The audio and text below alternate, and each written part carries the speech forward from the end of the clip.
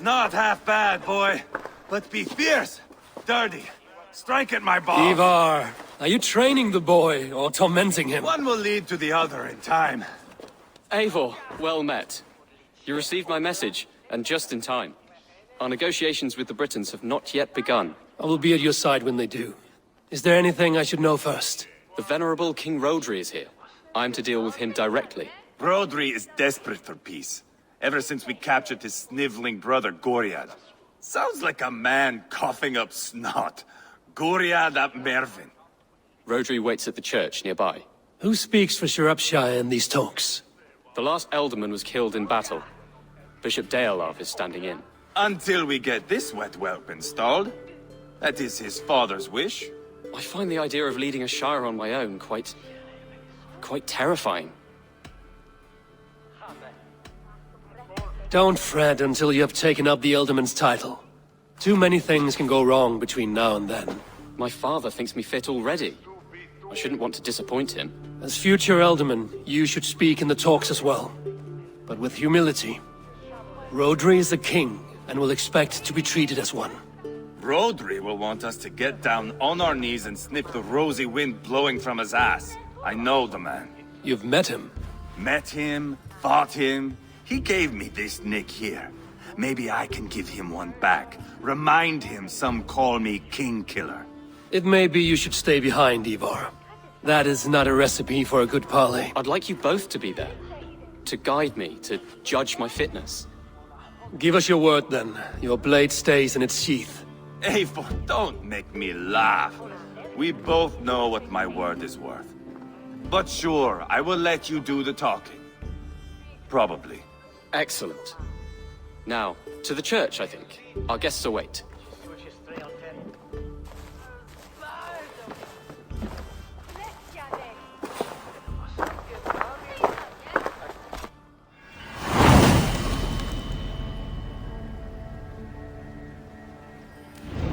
It's not far, just across the village.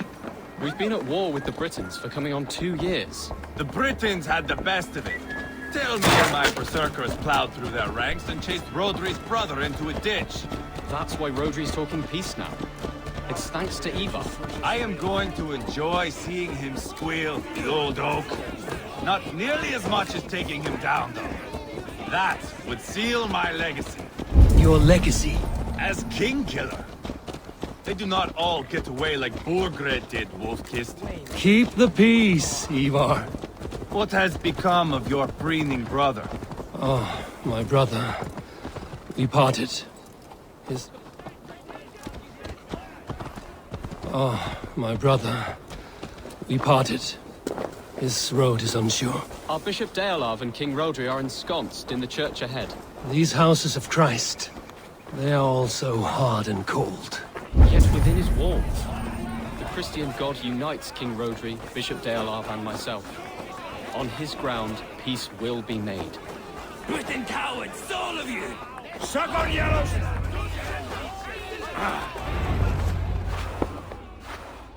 Captain Anil, explain to the good bishop our position. Yes, my sovereign. Bishop Deolav. We are deaf to offers of peace until Goriad is returned to us. The king's brother The king's brother is a moldering sack of cow dung. You! I know your face, your stench. Ivarr, the one they call boneless. Did I not gift you that scar myself? Ah, you did. And I mean to gift you a gash, you reeking piss pot in your fat fucking skull. Hold! Both of you.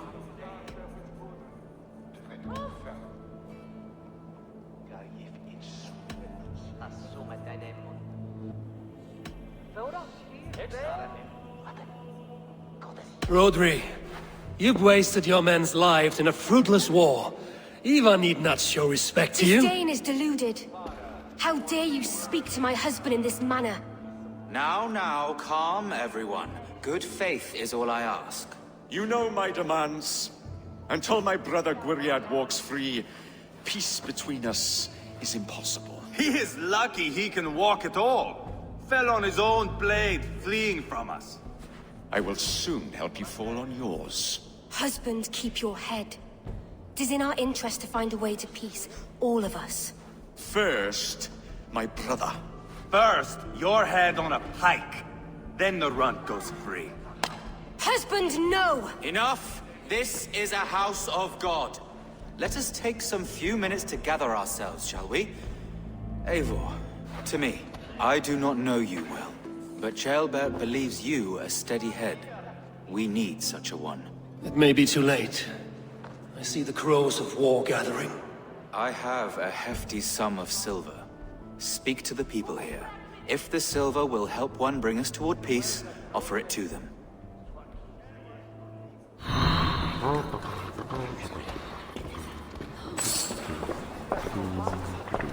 These talks are stalled. I fear the upshot. Do not fret. You will be alderman yet. Lady, let us get past the anger and find our way to an agreement. What is your husband's greatest concern? The royal treasury has been depleted by the war. This brings immense strain to Rodri, and his every decision. If I could provide a boon of silver, would that guide your husband away from war? A replenished treasury would certainly help my husband come to peace. If such a boon comes... Talk, talk, talk. All we do is talk. Eivor, my friend. I asked her... Have you come to a decision? I have yet... Please, don't tarry.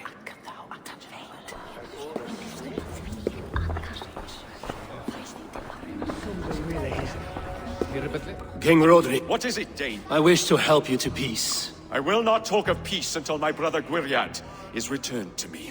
If you first agree to peace, he will be returned. Would a sum of silver help overleap this difficulty? I cannot be purchased with looted silver, Dane. Stand away. We should settle this with blood, not pretty words.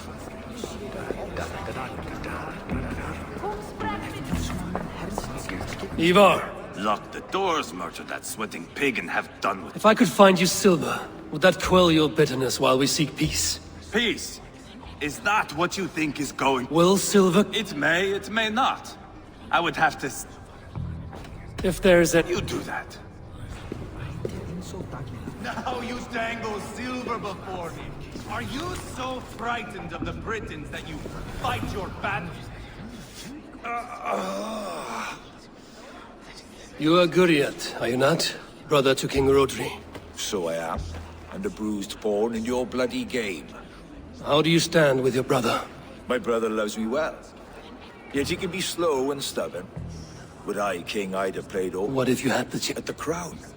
I would leap at the chance to rule. But a man needs wealth to bring down a king. Nobles must be bought. I make no promises, but I may be able to Under what term? knock Rodri from his throne. Withdraw all Britain soldiers from Shropshire, and never again threaten this border. If you speak true, I would make that bargain gladly. I will see about... Now you dangle silver before me. Are you so frightened of the Britons that you fight your battles with wealth? Enough of this nonsense!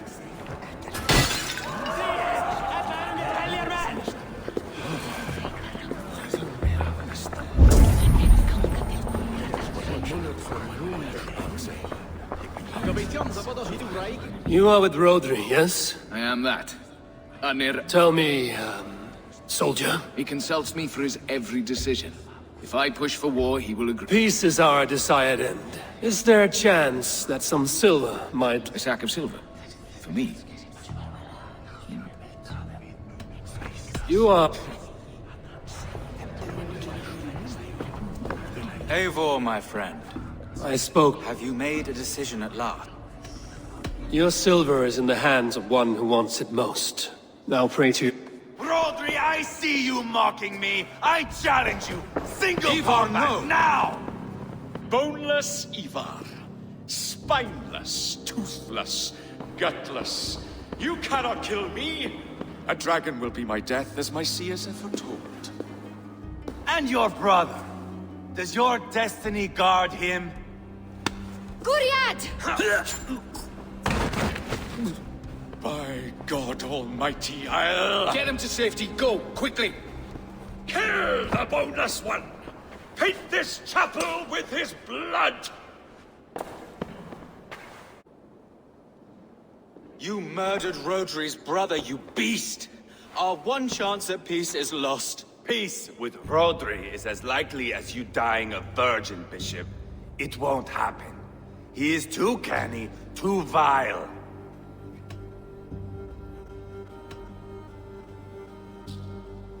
Ivarr has a point. Rodri showed us nothing but contempt. Peace was not to be written today. You see, Adeling, Eivor understands. There can be no peace with these backward Britons. What's done is done. We must plan our next moves before the Britons regroup. They will retreat to their great castle for certain. It's well nigh impregnable. Then we starve them out. Attack their supplies. Watch them beg for death. Dear God. More death, more war, endless refugees. This is our only way forward, dear love. You know the territory best. How can we hurt them? Well, for food and supplies, they stockpile cargo at Wenlocan Outpost, down south of Quatford. Rodri has another secret supply line. Ask among the refugees near the river, those who have fled from occupied villages. Rodri's Britons will strike back long before we can. Indeed. They will send Aenir and his soldiers. They train in Wesbury, west of the ruined tower. You do not need me to hold your hand, Eivor. I will head to Wesbury, scout around. I know your method of scouting. It always leads to swordplay. I am as regular as Tidewater. I shall go with you, if only to get an honest accounting of our situation. I will meet you both at Westbury then, once I've done some damage. Until then... One last thing.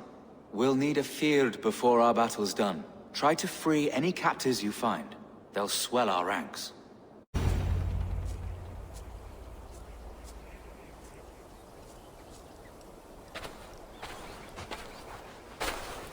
Ivarr, Ceolbert. Hey, Eivor. I was telling the Aetherling here that Thor is with us this day. Our victory is assured. So, what is your plan? That bastard Aenir commands this hamlet. So let us show these folks what happens when a village bows to the Britons. Smash it to kindling, burn it to ashes, and cut Aenir's tender throat. Right, my boy? I hope to fight well, not cruelly. The cutting of throats I leave to you.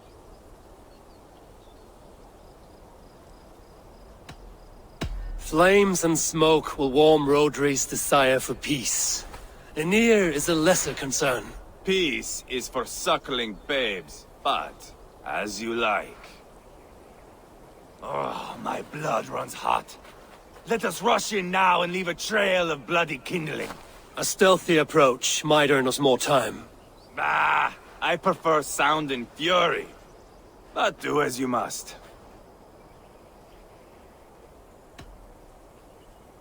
Bloody kindling it is. We will smash this place to splinters. Come, Ceolbert! The fight is on!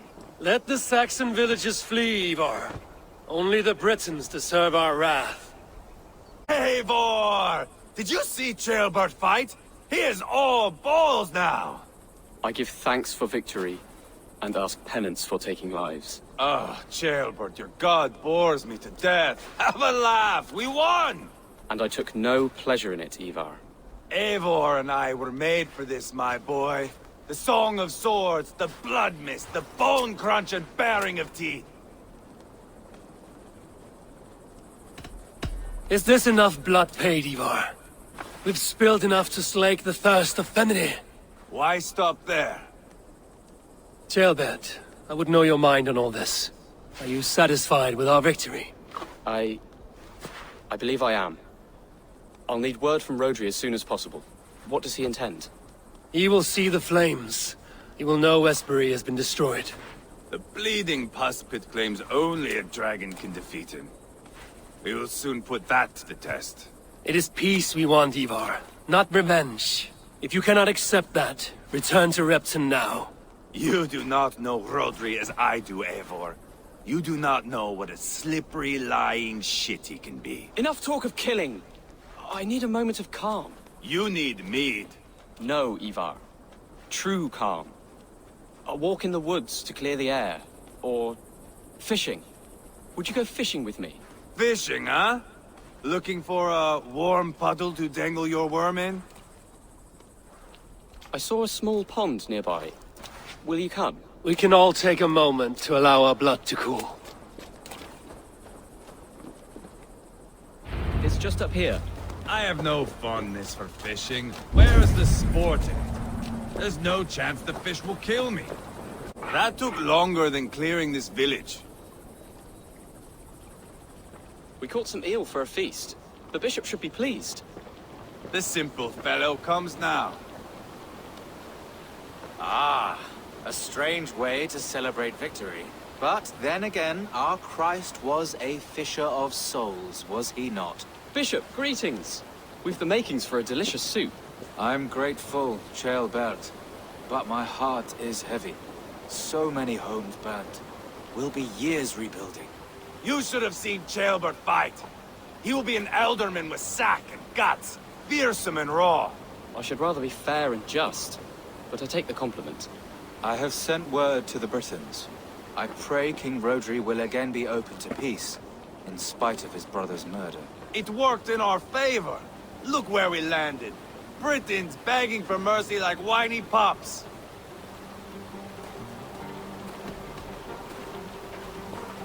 The fighting is done, but the talking is not yet begun. We will need to be careful about who attends our negotiations. Our next steps are critical, my lords. And after what happened in Quatford, it is clear to me that Ivarr should lay low. Lay low? After all I have done here, you tell me to dunk my head? The good bishop is right, Eivor. You have a warrior's heart, not a peacemaker's. Fuck you, wolf-kissed. I know Rodri, and I know the kind of tricks he will pull. That is me warning you. If you hear me farting, that is my welcome to the bastard. You bruised his pride, Eivor. If you have some balm for it, by all means, share it. His pride makes him difficult, and his anger makes him hasty. But he is not without honest feeling. I will hunt him a great boar, I think. And together we'll roast it over a fire and tell tales of war. That should please him. Bishop, we must prepare for Rodri's arrival. Rally our men and set up a camp just here.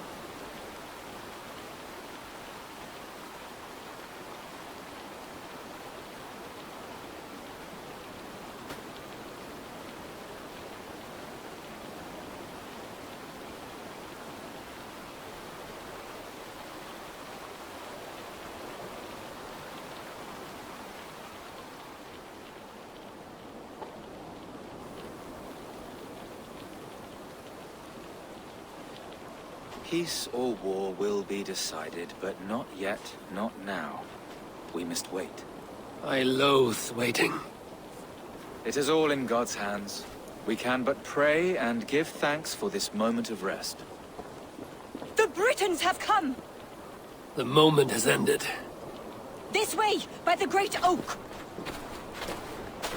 Where is Ceolbert? He ought to be present for these talks as our future elderman. He went hunting. For wild boar, he said. That was quite some time ago, no? We cannot wait. We should settle the peace now.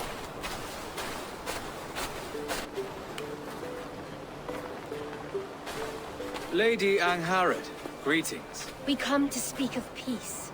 We are gladdened to hear it. But where is your great king? He stays at the castle at my behest. I feared his presence would inflame the cutthroat Ivarr.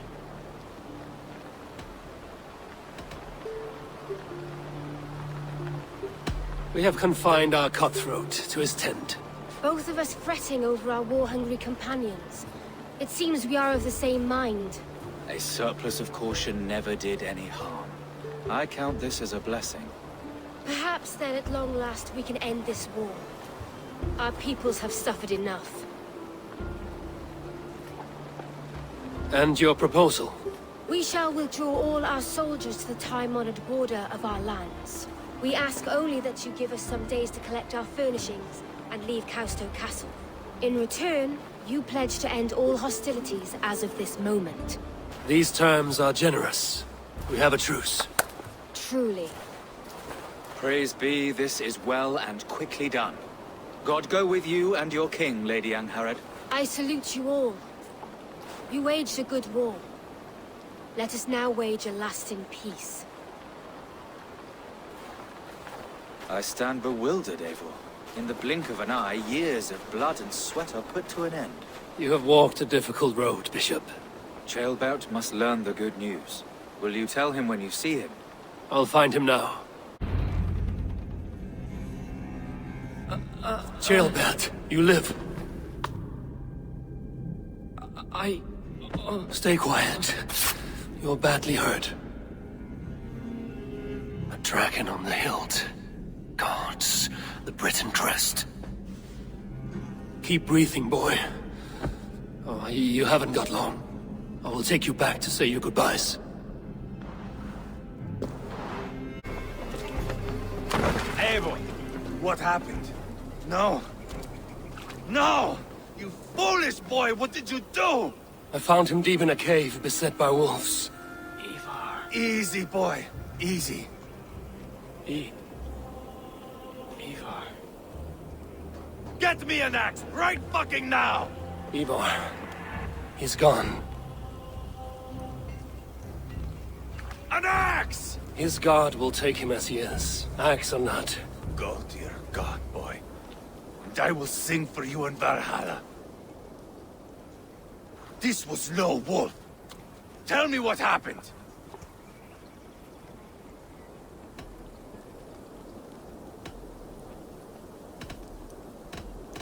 We were fools. An Aetherling was entrusted to us in time of war. We did not protect him. I taught him to protect himself! Not well enough. This was stuck in his chest. The Briton's dagger. Rodri! But why? You murdered his brother. Did you think he would let that lie so easily? I told you he was a trickster. Peace was never his goal. He takes blood for blood. Bishop Deolav! Over here. The walls of his fortress will not protect him. I will sheath this dagger into his lungs. You must move fast then. Attack before Rodri can revel in his trick. No mercy this time, Wolf-Kissed. You spared that wet turd Leofrith. We will not spare Rodri. I swear. Lord above, what's happened? Ceolbert! Murdered.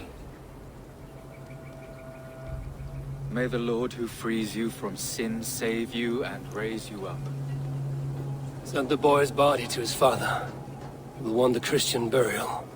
Lady Angharad said Rodri is holed up in Custscenes Castle. That may have been a lie or a tiny slip. Either way, we should find out. There is a spot near the fortress to set up camp. We will scout it together. A good plan. We go now. Fine. And remember, leave Rodri to me.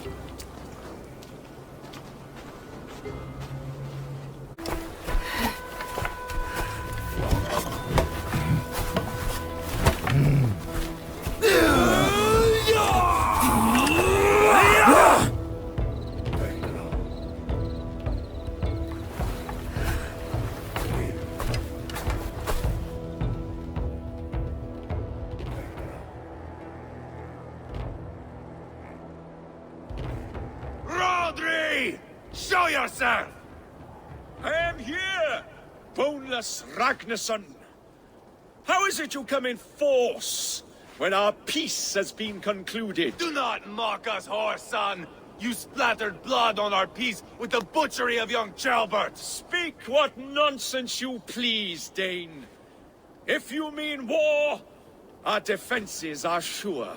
Gaze upon my face, King of Grow Food, and meet the dragon that will devour you!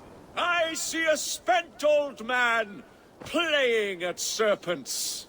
Enough talking, Ivarr. Bring the oil cart and set the fires! When I am done with Rhodri, I will tear the fat from his shanks and use it to fry our bread.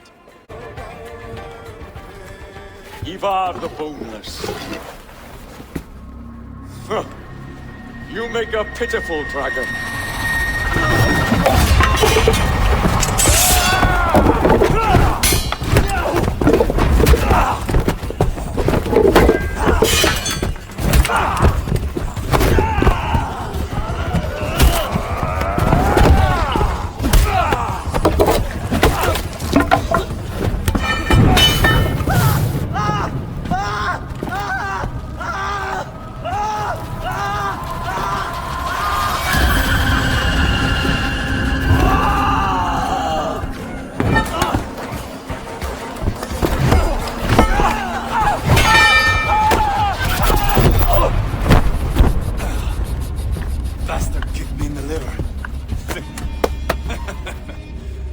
I need some fresh air.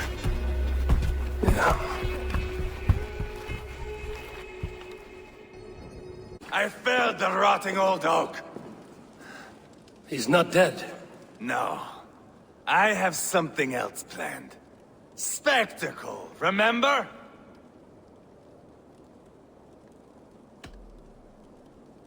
He's nothing now but a sad sack of flesh. Kill him and be done with it. Oh no. This will be good. I have something specific in mind. A place and a method. Come. All right. Let's get this over with. Load this lump of lard onto your horse and we will go. Take care he stays alive.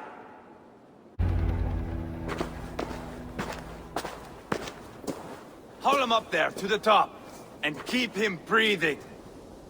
Finish this quickly, Eivor.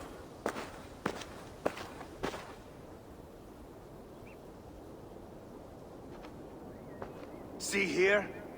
A hungry blade. Now comes the dragon to feed on his favorite meal. The blood eagle. Eivor, is this? The birth of a blood eagle is a sight to behold, my friend. First, I slice the length of your spine.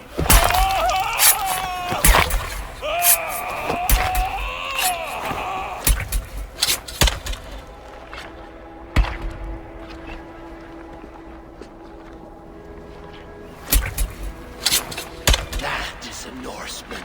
The true essence of old heroes. The Blood Eagle has no true meaning for Eivor. He is doing it simply to take pleasure in suffering. Now, I pull back the flesh. The method will always outlive the meaning. Few in time will care why this man died. But the how, that is a song for the ages.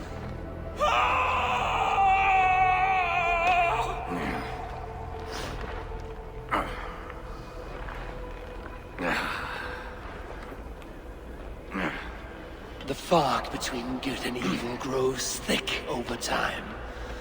But glory never fades. There is nothing glorious here. Life is not pretty. It is a bloody fight. Out come the lungs, and we spread them like wings.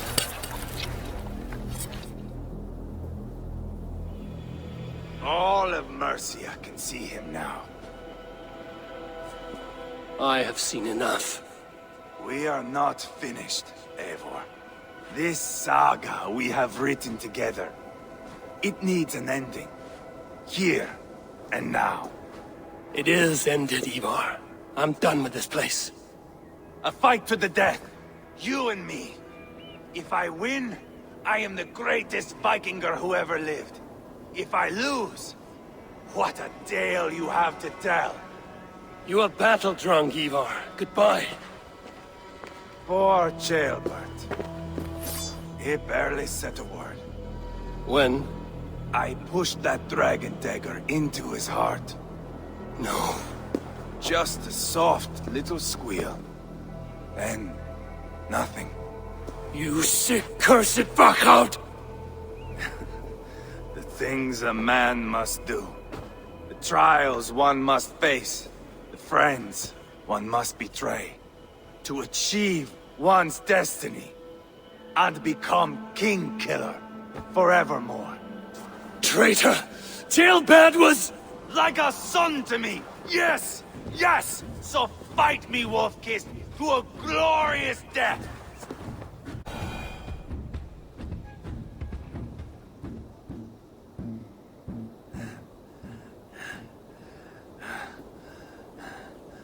My long road ends. The Valkyries approach. My axe, Eivor. Hand me my weapon.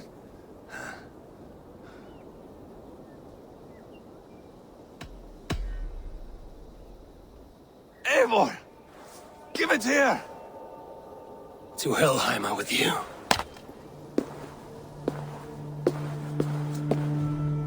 Eivor!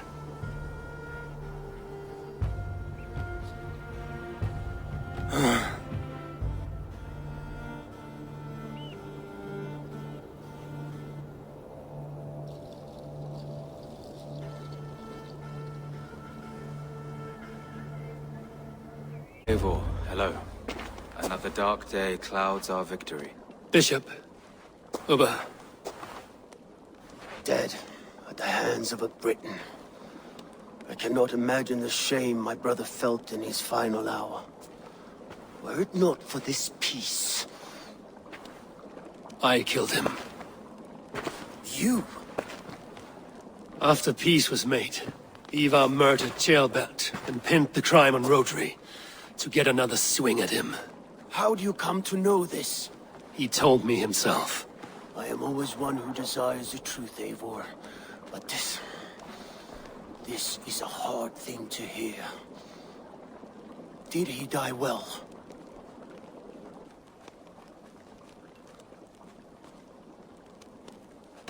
Death at my hand was his final aim. He wanted the glory of a bloody end. An end you did not deny him. With Ivarr gone, peace and quiet are now possible. That is something. I will console myself with the thought that we will meet again in Valhalla. Axe in hand. For good or ill, he lived life by his own rules. What man can say better? He lived his life at cross purposes. I often found him strange and his actions puzzling. But not all men are meant to be understood. He needs a proper farewell. I will prepare a ship for his funeral pyre. Bishop, send word to Lady Angharad. Say that her husband died by treachery, and that Ivarr has paid the price for it. As soon as I am able. Have you heard from King Ceolwulf? I cannot imagine his grief. He is felled by it. Still, he makes plans for this shire. I am to be Elderman here. Therefore, Shropshire declares herself your friend and ally, and will remain so for the length of my days. I'm grateful, Bishop. God go with you, Eivor, wherever you may lead.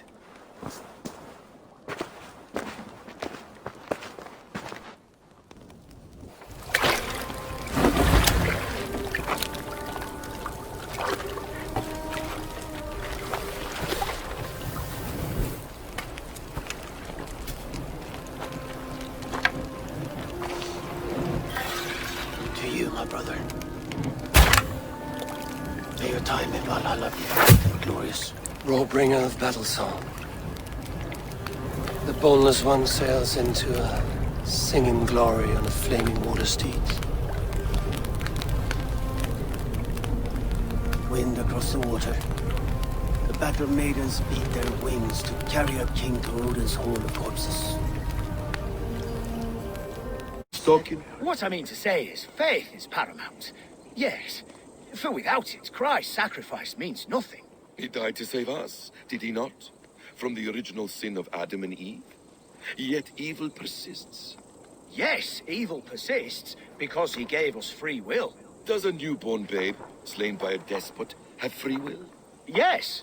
No, I mean, that is too simplistic. Or the priest whose heart is torn from his chest by the wolf? Judas, who was predestined to betray the Nazarene? Some argue Judas was used. Do my ears deceive me, Brother Jorvik? You question the scriptures? Declare Judas an innocent? A preposterous blasphemy! No, that is not what I said. Brother Cedric, am I not the most pious of his servants? Out! Out! Making new friends? A person's tongue gives you a taste of their heart, Eivor. And such information is often useful. And how do these sallow Christians taste? It was only a figure of speech, Eivor, and I have tired of it already. Is this how it must be between us? Of course not. I'm grateful that you have come.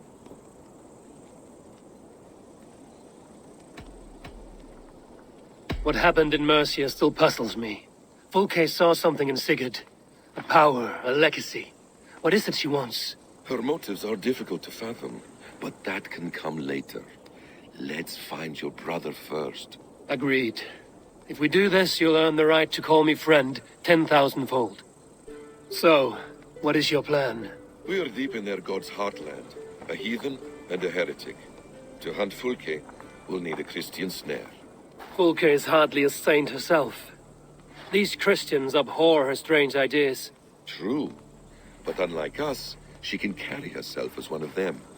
She won't hide from everyone, not with a prisoner in tow. So, where to begin? I've made a friend, Abbot Cunibert, full of pious fire, but with ambition that far outweighs his wit. And what does your friend Cunibert know? Come, I will introduce you, and we'll hear the full tale together.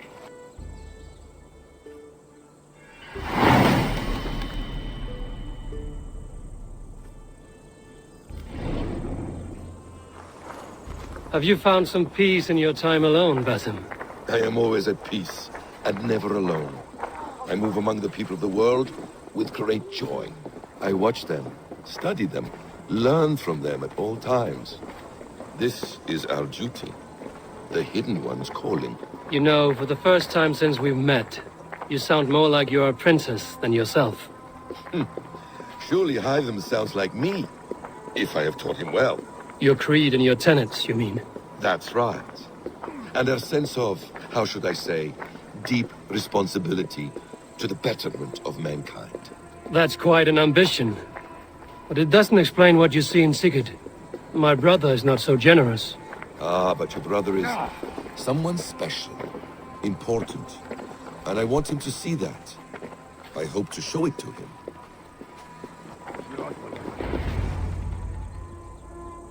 Is this not a blessed plot? God's own country. And this Eden should be given to his servants to tend. Abbot Cunibert. This is the Norse I spoke of. Ah, yes. And quite a fearsome one at that.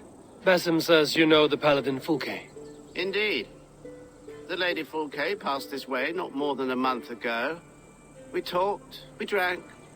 Very pleasant woman. And where is she? Eivor will be your axe, Abbot. Whether to fell a tree or hew the limbs from an enemy. What have you promised him? Oh, just a trifle, Eivor. A little problem I believe you can help me with.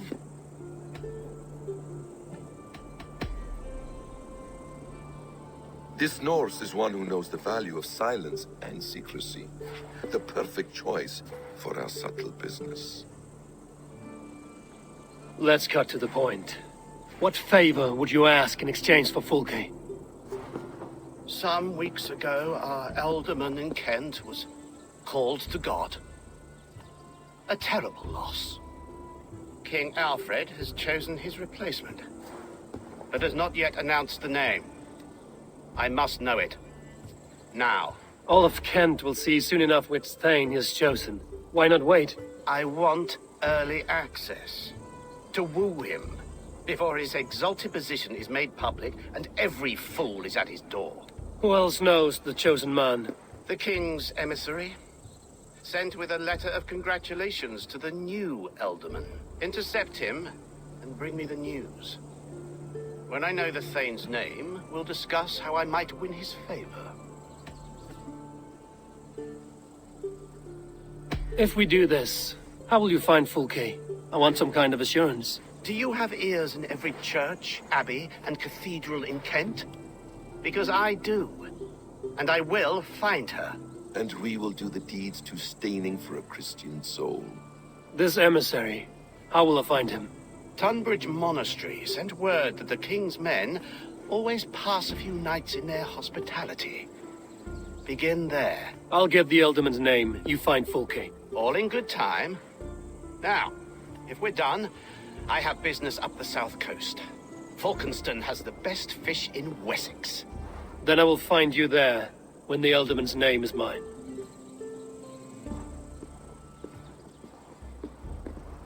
Ceolbert is ambitious, but well connected. We will not find Fulke without him. I suppose we'll see. What will you do? I'm not done playing with these Christians yet. I will see you in Falkenston.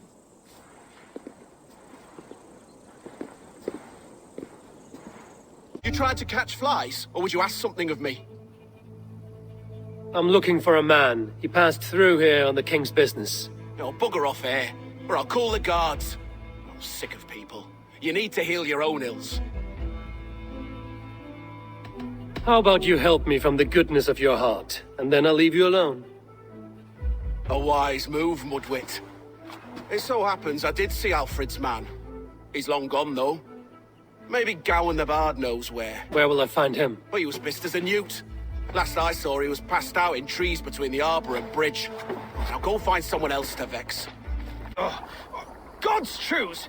Fie on you! Oh, what infernal wakes me? Who I am is no concern of yours. And I do not care. Did you want something, or did you just wake me to torment me? You and Alfred's emissary were drinking in the tavern. Tell me where he went. Were we? I was so ale-addled.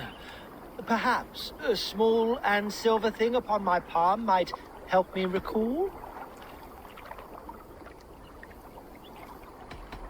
How about something long and sharp in your gut? All right, no need for that. You paint a vivid picture, Dane. He was headed to the White Coast to the southeast, Dover Fortress. He said it is where they train those religious fanatics, zealots. They pray all night instead of sleeping. My thanks. And in return, wisdom. Too much beer-bibbing will grow a fool in wit and words. My thanks, Weaver of the Obvious. Now leave me to my unholy punishment. Eivor, you have news? Kent's new Elderman will be Thane Tedmund. Tedmund? Oh, the Lord is testing me. He is made mouse by you Danes. Barely leaves his fortress at Roosister. How might I gain his influence if he will not speak to me? Or to anyone? It is a puzzle. To inspire loyalty, Tedmund must owe you something, such as his life. Go on. A fortress stormed, a man kidnapped. If you beat back his enemy, saved him from sure death, his gratitude would... Swell. It would know no bounds. But that fortress will be harder to pry open than a nun's knees. Perhaps. Perhaps not.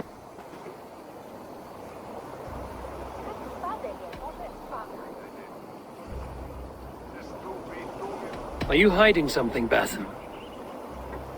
There is a lumber mill nearby, correct? Beamisfield. Alfred invests much in fortifying Wessex, and uses our forests to do so. The mill provides his wood. Tedmund is there. Impossible. How do you know? I heard rumors that Tedmund had been lured out of self-exile to manage work on the fortifications of Canterbury. Taking him from a lumberyard is less dangerous than assaulting a fortress. But your rescue attempt will not have the same flair. Is it worth it? It may still work. Yes. Yes. Bring him to the megaliths. And Fulke? When I have Tedmund's fealty, you shall have Fulke. Now go. I will rustle up a small rescue party. Halt, Danes! In the name of Alfred, King of Wessex, I demand you release his royal subject into my care. Come no closer, Christian, else your man dies by my blade. Please, I'm not the man you want. Keep your eye on this one. He'll be worth a hefty bounty. Any false moves and I will snip your heels. We have your man. Now let's finish this shadow play and be gone. Are you sure that's Tedmund? He's dressed as a lord, but that man is shorter and fatter than I recall. I'm not Tedmund. I'm not. I swear upon the Holy Rood, I am not Thane Tedmund. What in heaven's name is happening here? Who are you? Speak quickly, or I will slit your throat and leave you for the crows. Shergar. I'm called Shergar. Lord Tedmund pays me a measly coin to serve as his double. Brother Shergar, you are far from Augustine's priory. I left the cloisters many moons ago, Your Holiness. The monastic life was not my calling.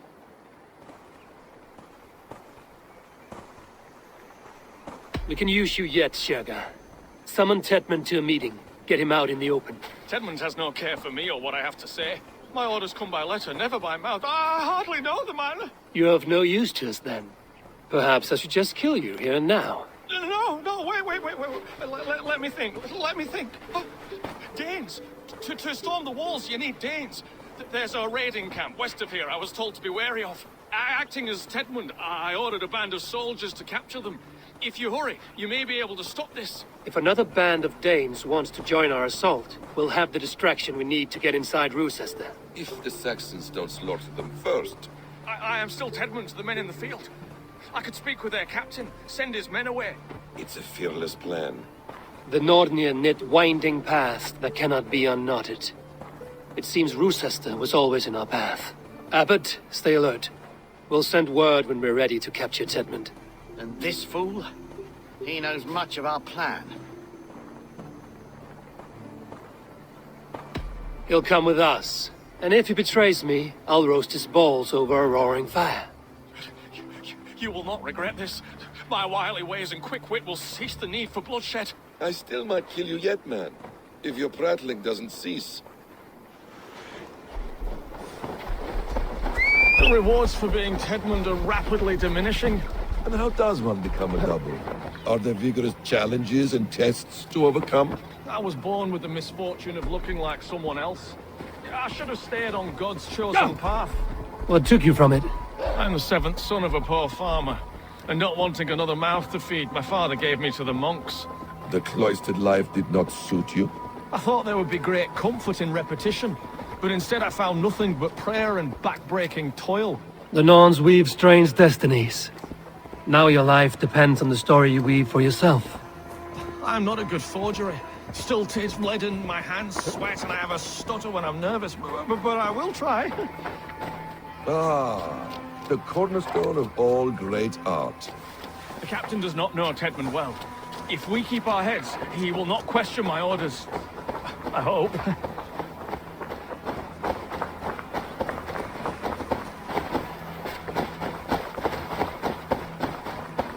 We are true.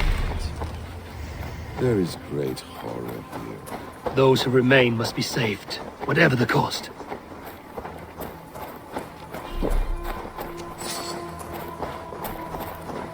Let us approach the captain with caution. He drinks too much and does not need a reason to kill us. Yes, it is I, Thane Tedmund, coming to discuss the orders I gave to you not one day ago. This hamhock will get us all killed. Oi! Let us free, you festering canker on the Salzars! Pipe down, you dogs! Your slaves are Kent now!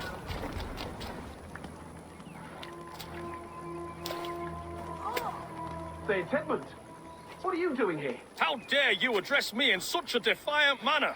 Do you not know who I am? You are Tedmund, as I've said. And I mean no disrespect, Lord, but I was told you were back in Rochester. Oh, yes? And do I... do I look like I'm in Rochester? You, do not, sir. A wise man is always unexpected. You travel in strange company, Lord. An Arab and a Dane.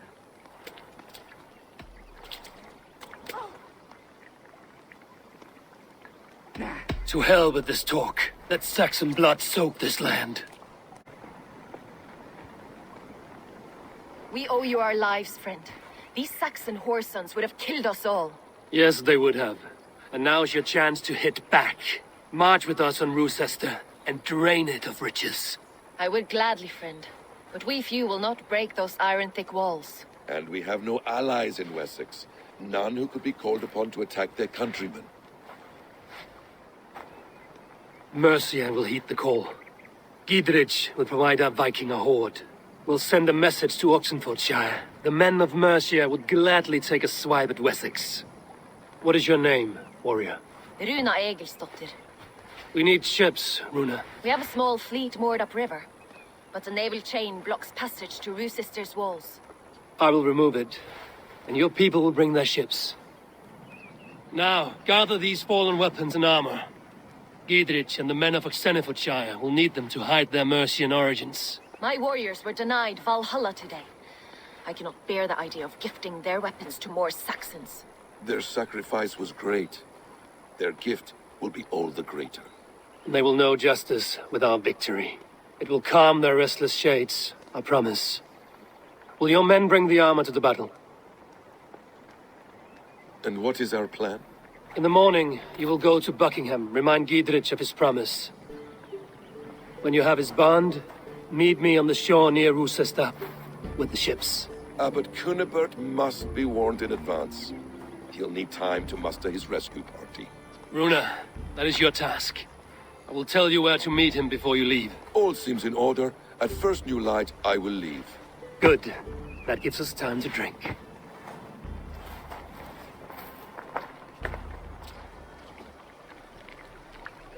You've traveled so far to carry out your duty. Is this the life of a hidden one? Always on the move?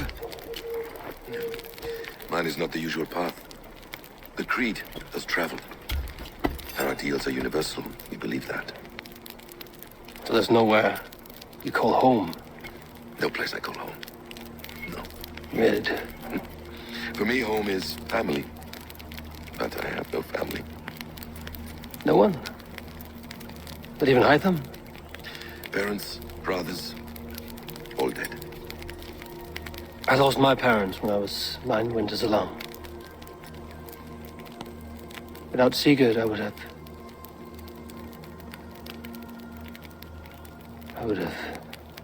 There is always one unbreakable bond. Yes. Children. They bewilder you. They can cause you so much worry. Fill you with joy. Even stop your heart. And if you're lucky, they replace you.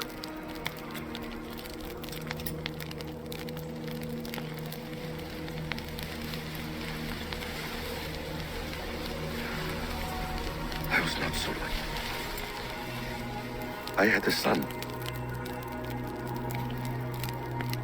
I miss him terribly. Even now. I am sorry. Basim. He was taken from me. By someone I trusted. A friend. A mentor. A man who I would trust with anything.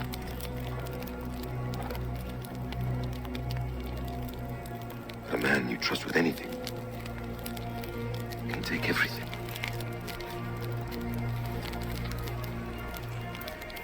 He took all I had.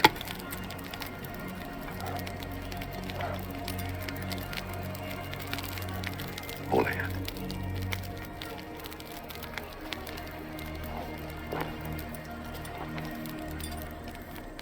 Eivor, we await your orders. You brought your weapons and armor. Aye, Raven Tamer. Good. Now we dig in and wait for our friends.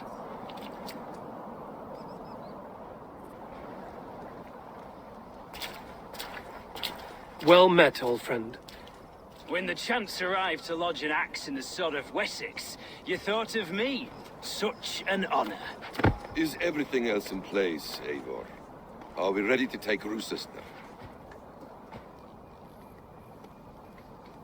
Rally our army. We will drag this mouse from his hole.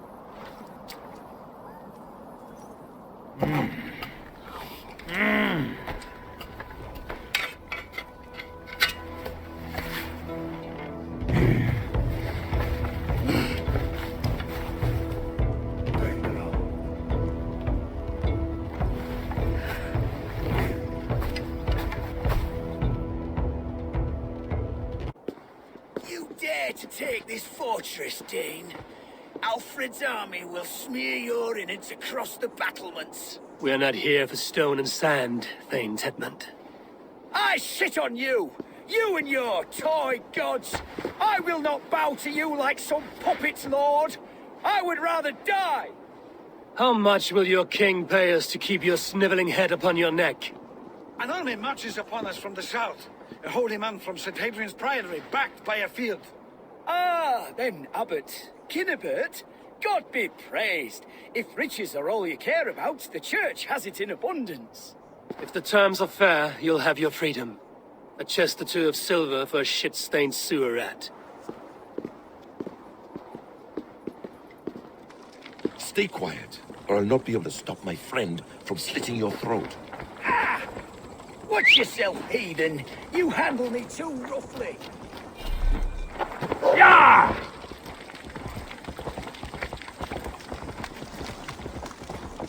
You will die for the indignities you've showered upon me, Dane.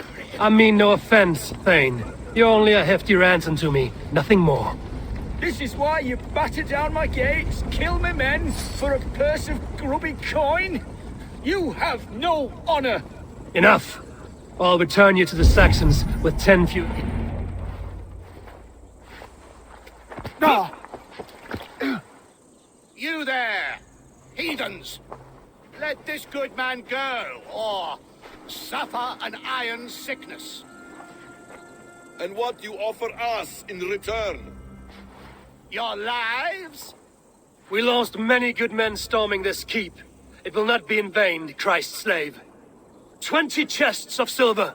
Give them what they ask, Ceolbert. A hefty sum that will leave God's coffers hollow? I cannot give it up without some assurance. Tedmund! You extort me in return for my life? You were swiftly met, Abbot. Not long after these scallious worms took my fort. On the Lord's bidding, Tedmund. At prayer, a terrible vision befell me. A host of heathens, your life in danger. A coincidence I find rather... rather ominous, Abbot. Do you... God help you, man. Are you well? Air! I need air!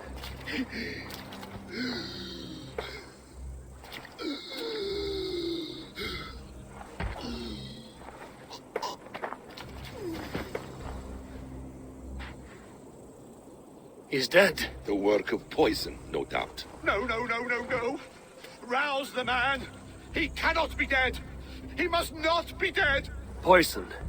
How does the man die of poison in our arms? Many great kings and paranoids have carried poison in times of war, as an alternative to capture and ransom. A catastrophe. Alfred will choose another and By the saints! Alfred! How will I explain this to the king? We followed this road to its end, Cunibert. You may not like where it led, but you owe us our half of the bargain. You shall have your paladin. I need a day. Return to my abbey tomorrow, and you shall... Oh dear. These delays are grinding at my bones. We should abandon Cunibert. Find Fulke ourselves. Peace, Eivor. Speak with Giedrich and relieve him of his oath. I'll meet you at Cunebert's Abbey.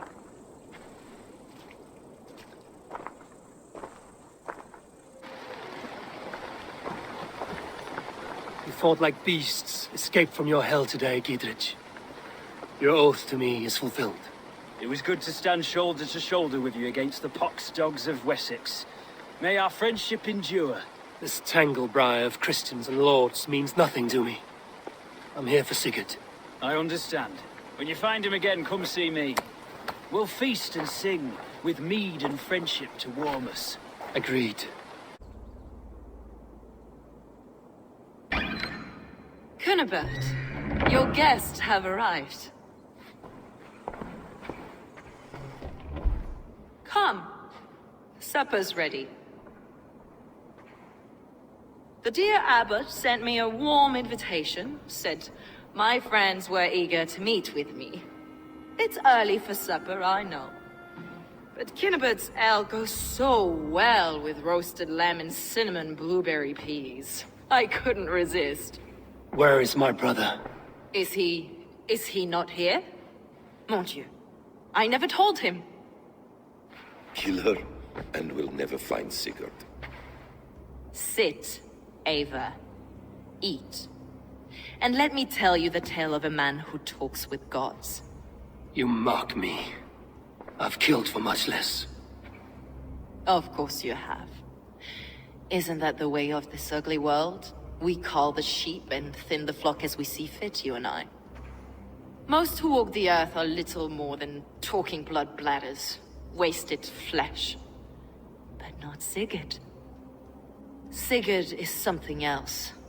Sigurd has been touched. He is deified. The gods, they speak through him. You lured him in with that lie. Your words are bile and blight. You should have listened, Eivor. I tried to tell you. The gods are real and their power is within our grasp. You will never find him. Not till I have had my fill. To old friends.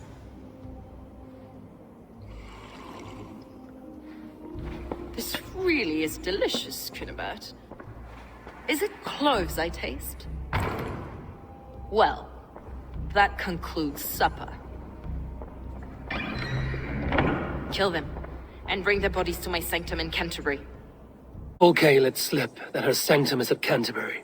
She did, and with no cause. I'd approach the place with caution. It may be a lie. It may be, but it's the only lead we have. I hope all this innocent sacrifice is worth the trouble. It's Sigurd, my brother. Of course it is. Then come, let us dive into the maw of death. I was never keen on seeing my winter years.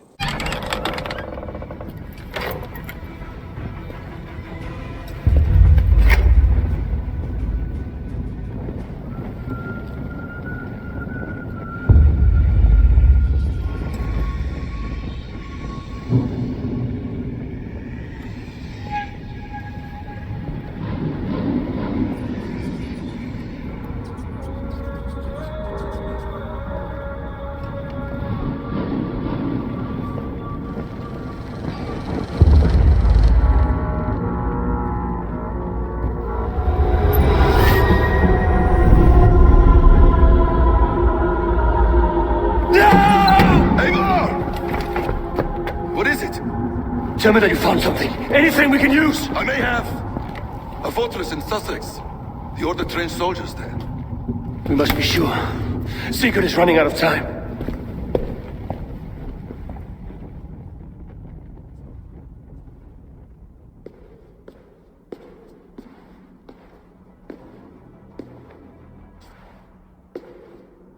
Anything else? Documents of interest to the Hidden Ones. Hyden will surely want to look. But for Sigurd, Porchester is our only lead. If he is in Porchester Castle, we'll need a massive army to crack its walls. I have many friends in England now. If I call on them, they will come. They will. Basim.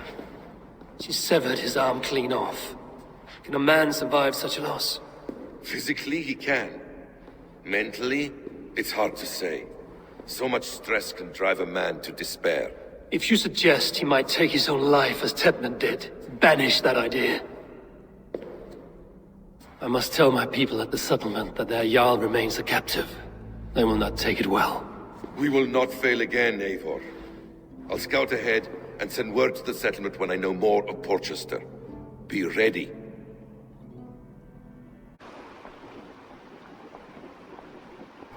Where is he? Where is Sigurd? He's alive. But not with you. Where is he? Dag, not now. I need to speak with Randvi. You never found him, did you? Tell us, Eivor. We deserve the truth. I need to speak with Randvi. Step aside, now. You never found him, because you didn't look. I see you, Eivor. I know what you are.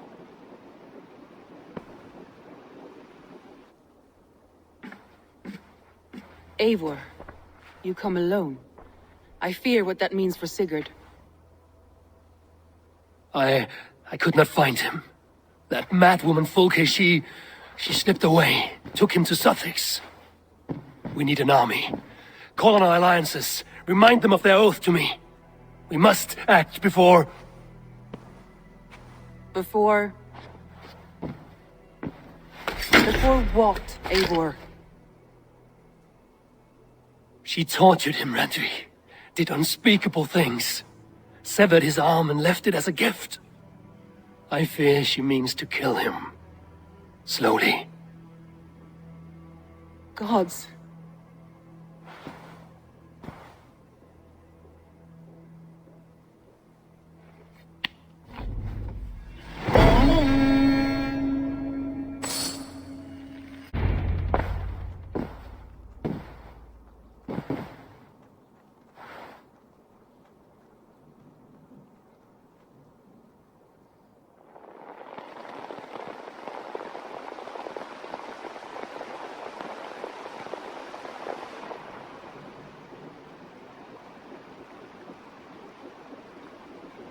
Eivor! Eivor!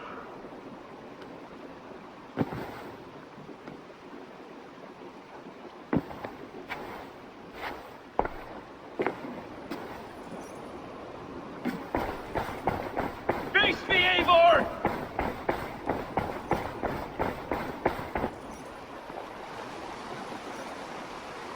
Stop there, wolf-kissed.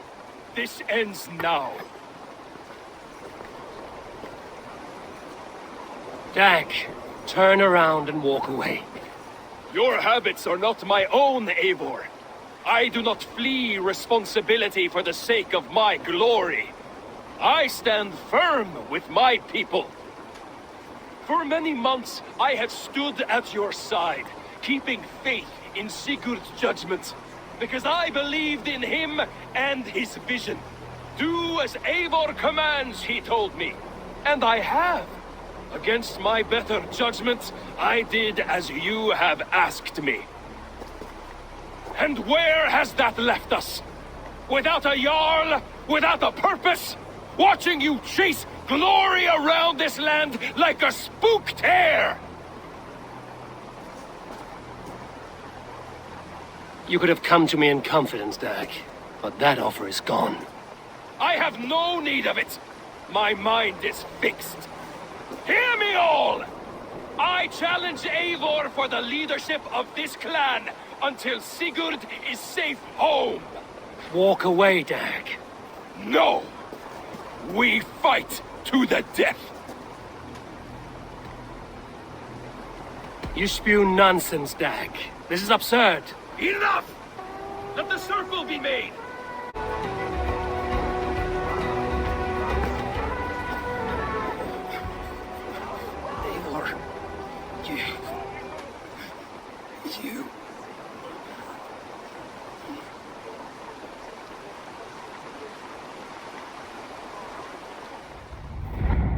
had any pity, I would not lavish it on this poor fool. He forced my hand. Yes, and the cost of disrespect is death. You said it yourself. All he demanded, you gave him. That should be enough. I have no need for one so fragile in my hall of heroes. He fought for what he believed in. Does that not count for something?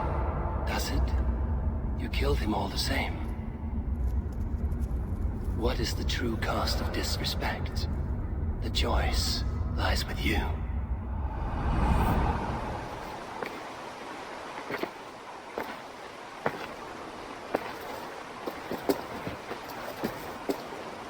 We should not have come to this, old friend.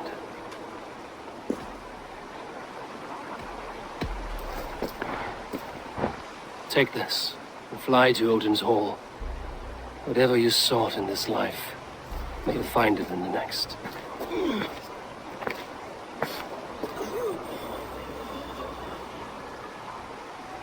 Go to your homes. I will lay him to rest.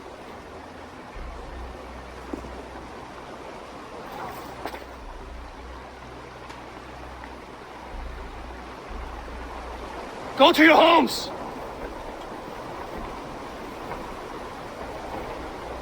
Dag accused me of betrayal. He accused me of breaking my oath. And this is the answer I gave him. Now you will hear the truth unbanished. None more than me wishes for Sigurd's safe return. You know this. You know this. All of you.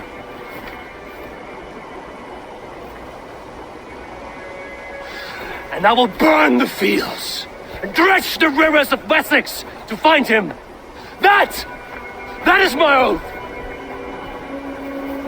That is my oath.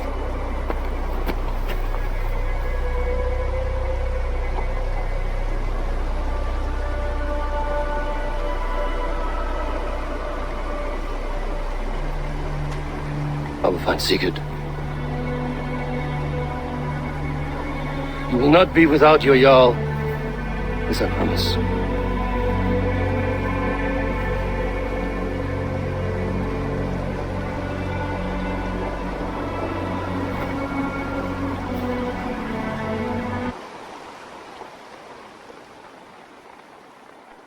Dag. You lived as you died, proud and defiant. I cannot begrudge you for that. I miss hearing you tell your stories, old friend. But I remember them well. I would rather not talk about it. I understand.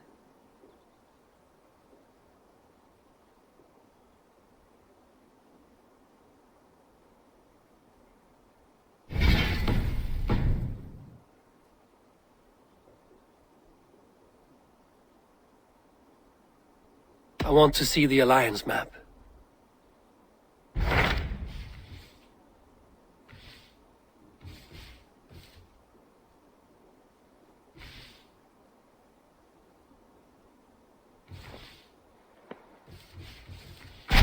What about Lincolnshire?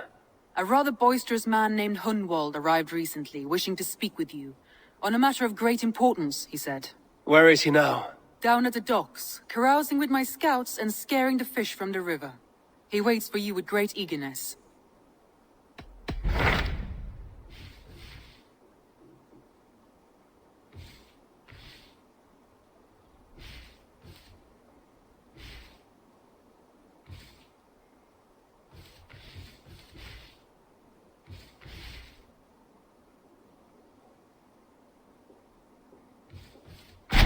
What of Essex? We received a summons from the Elderman and his Lady of Colchester, requesting you specifically for a matter of great secrecy. Foreboding. And who is this Elderman? One of King Alfred's lackeys? According to my scouts, he is a man who cares more for his own indulgences than the safety of his people. Approach with care. My mind is fixed on Sussex. Basim and I have a chance to save Sigurd, but we will need an army. That is for you to decide. The more alliances you have, the better your chances at victory.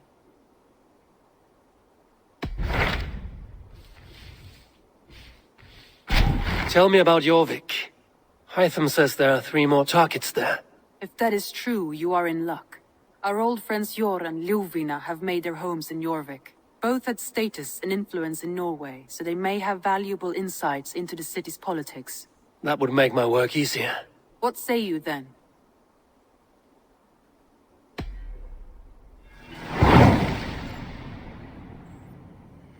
Move along now. We ran a clean dock in Jorvik.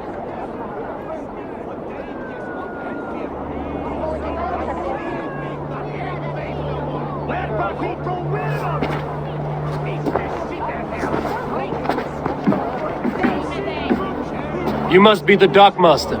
What gave it away? Everyone hates you. As I just explained to your friend there, if your wares have been seized, take it up with the council. These merchants are not my friends, but I'm looking for some. Hjor and Ljuvina. You know Hjor and Ljuvina? What business do you have with them? Yes, I know them, and you seem to know them too. Point me in the right direction. In a manor surrounded by flowers. That's where Hjor and Ljuvina live. How about some coin for my trouble? How about I cut out your tongue?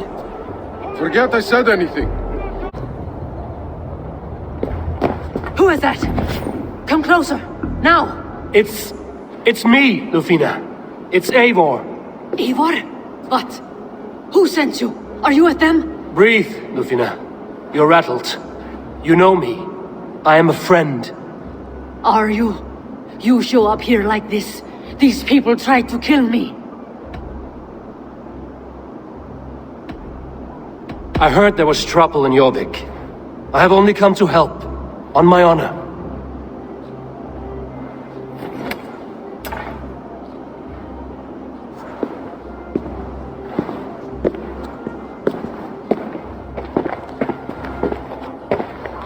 I am sorry, Eivor.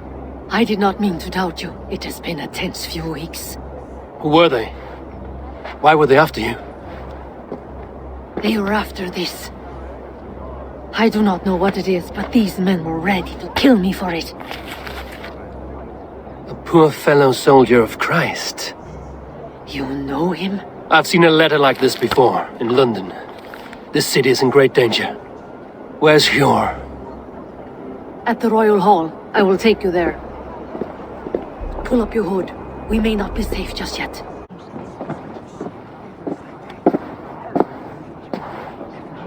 It pleases me to see you, old friend. All are welcome here in Jorvik. It's good to find you well, Jor. Both of you. What are you doing here? You have not come all this way for the Yuletide. I've come to warn you, old warrior, about a rot in your city. 3 figures, corrupt and dangerous. We should work together to bring them into the light and kill them before they come to power. However I may help, I am ready. Slow yourselves. Eivor, we cannot just go running around the city, poking and prodding and killing at will. They nearly did me, Jor. What? These people sent the Red Hand after her, ready to shed blood in your streets to keep themselves a secret. But they failed. This is the letter that was sent to our home. The needle, the firebrand, the vault. They belong to a group called the Order of Ancients. These are their assumed names. Our leads. Listen to him, Jor. He has dealt with their kind before. Corruption has seeped its way into Jorvik. But King Ricige's hands are full, which means my hands are full. Counsel on this matter will fall on deaf ears. I do not want his counsel. All I have told you stays between the 3 of us. But you should introduce me to the king. I will need to align with him if we are to go about this freely.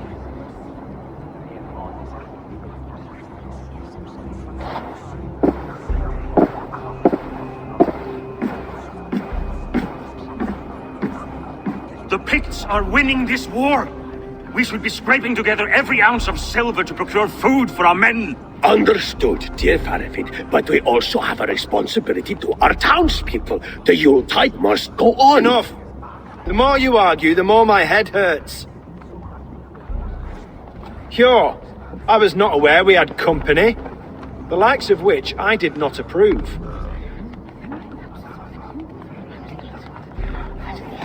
You have a problem in Jorvik. Yes, I'm looking at it. A problem that nearly got my friend killed. Lufina was attacked by the Red Hand. They raided her home, destroyed her property, and chased her through the streets. Those bloody scoundrels again. She survived, but the Red Hand has been a growing problem here of late. And what is your stake in this? You some sort of wandering mercenary? No. This is Sigurd Jarl's Drenger. Took our old camp by the river Nene, as I hear it. I am Farawid, war chief to Halfdan Ragnarsson, and this whelf-head wastrel is Audun, High Reef of Jorvik. I have seen rebel groups like this before. They sit and wait, and the moment you lower your guard, they spring up like weeds. If left alone, they will take Jorvik out from under you. Not what you want. Not what Halfdan wants. Oh dear. What do you want? Tell me what you know about the Red Hand, and I will rid your city of them. You can go about your affairs. They've been sticking their hands in coffers around the city, targeting nobles, merchants, and anyone else they can throttle. And they are growing, as you said. I would rather not be worrying about them come Yuletide. This is not something we can afford to ignore.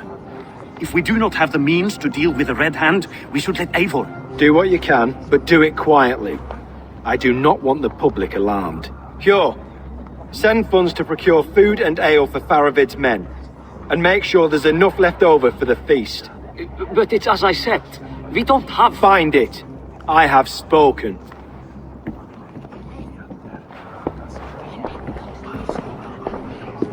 He tells me to find more silver. Where? In a dragon's hoard? Come. I will take you back to Lufina. She will know where to begin. Me for stepping away, I grow weary of those pissing contests. My love, I am sorry for what happened. I should have been there. Nonsense. You have your duties to fulfill. Besides, a few bandits is hardly something to worry over. I am only glad you were not harmed. Eivor, I will be around if you need me. Once you catch the tail, you do not let go. Old habits die with the struggle. Yours changed. Softened. Politics. It takes the Norse out of a Norse. I'm happy for him. And you as well. You have made something of yourselves here. Perhaps. What do you have there? Christian texts. The Gospels. Ecclesiastes. The Revelation of John. The Red Hand steals all they can find. We may run the city now, but the Christians must still be allowed to worship as they see fit. Seems the Red Hand disagrees. What's more, Alton is worried they will come for the archives next. Between this and all the uproar at the harbor, I would say we have some leads.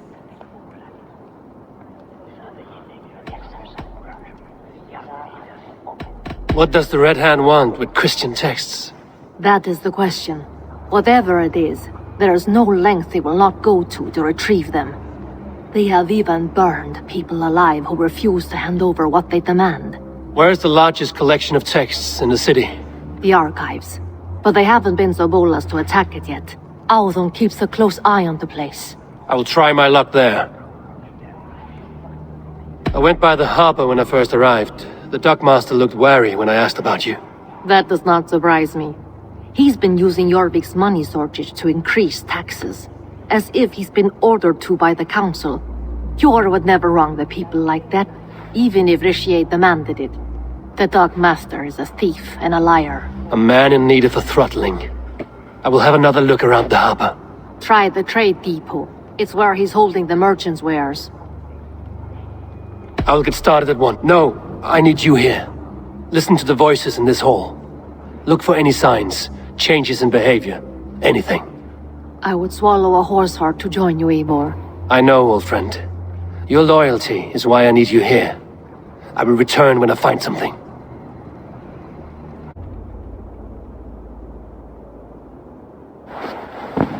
Thank you, Audun. I will leave with these at once. Of course.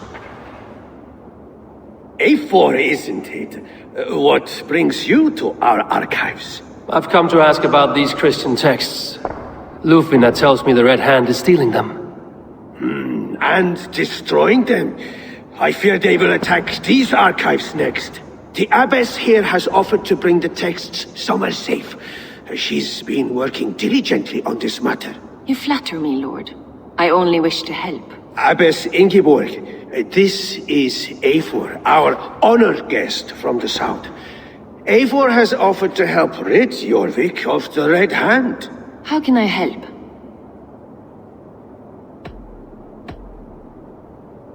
The Red Hand seems to know where to look for these texts.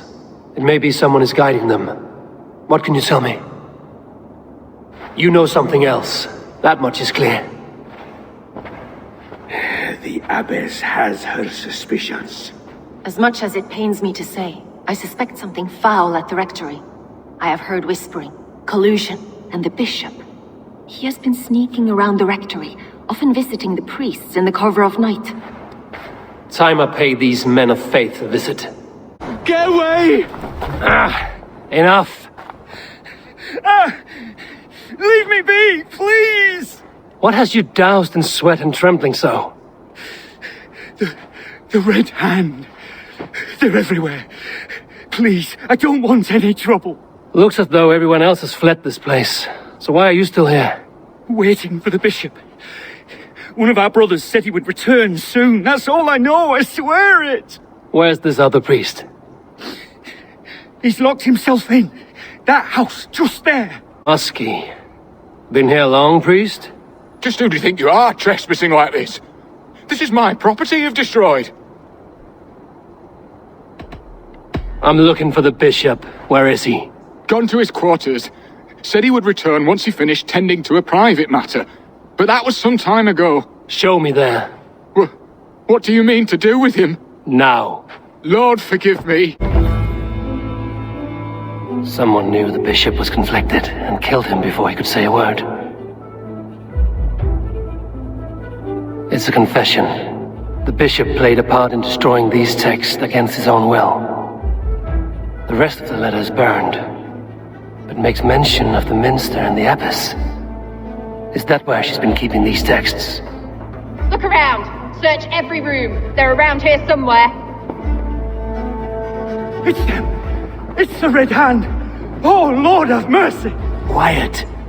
Abbess, look. They are burning all of these passages.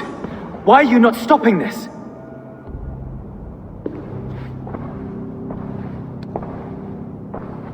Because I ordered them to. What? The vellum that burned before you are covered in lies. So long as they exist, you cannot hope to see the world the way it truly is. Lies? Abbess, what has happened to you? We are God's children all. Do not renounce him like this. Please, I beg of you. You can still repent. God will forgive you. You know he will. Your mind has been poisoned, but worry not. We have the antidote. We will set a new example to which all may aspire. You're mad. You won't get away with this. I won't let you. There's no one to tell. No one who will hear your cries. If you cannot bear to watch them burn, then you should burn with them.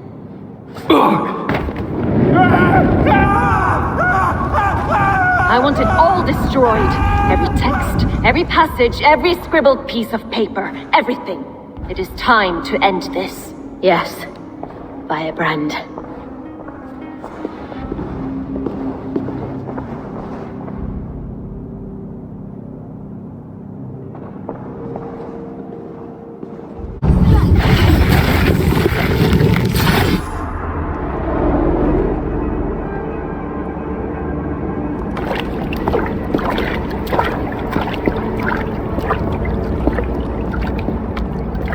Fire that burns inside. I've always had it. A longing to do something grand and important. But that door was always shut to me. My methods deemed too severe. I was cast out, shunned, scorned. But the Order, they took notice of me. Saw that it was courage that drove me. Courage to change the world for the better. They reopened that door. And you used your chance to destroy a way of life you did not support. We have seen time and time again what happens when people are left to interpret for themselves. Knowledge must be controlled. Only then can the message be widely understood. The day where there is but one truth draws nearer. One truth, that is what the Order offers. This one sought to spark a new flame, but did so with a heavy hand, not a teacher's tongue. This cleansing of yours ends here. My work is incomplete, but not inconsequential. There are others who carry on. For one of the four is us. Why did you say that? What does it mean? Now I go. A flame that grows bright and burns ever more, ever light.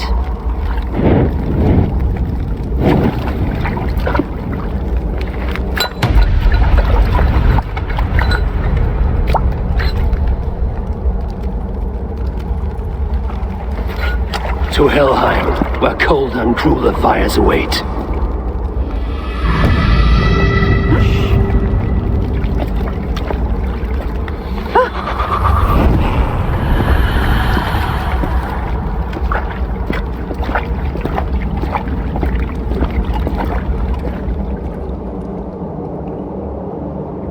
What news do you bring? The firebrand's flame burns no longer. It was Jorvik's abyss, Inkiborg. Gods, I would never have suspected. Does the orders reach no bounds? None. And it is often those we least expect who carry out their ambitions. The abbess sought to destroy all Christian texts in the city, rid Jorvik of their ideals. She did utter a phrase that perked my ears. One of the four is ours. 4. But there are only 3 targets in Jorvik. Could there be something we're missing? Damn Picts! Not only do they hold the north, but those lawless Six have free roam in our lands as well. Yours said our spies are on the ground. Under the ground. Only one of them has returned, bone-beaten and bloodied. The Howling Mother take them. Lovina, a moment of your time. And Hjor if he's about. I will be with you shortly. 2 more left to hunt. The disputes coming out of the docks lately have been deafening.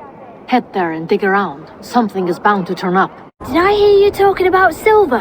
I'm looking to spend a large sum, not fork it over to some street beggar. Oi! I'm no beggar, you dolt. I'm with the big dogs. You mean the needle? You have something he wants. If you truly want to make a trade, head to the statue near the east gate. I shall. Watch yourself around here, young one. Oh, me? Ha! Please, I've a bigger sword than the lot of them.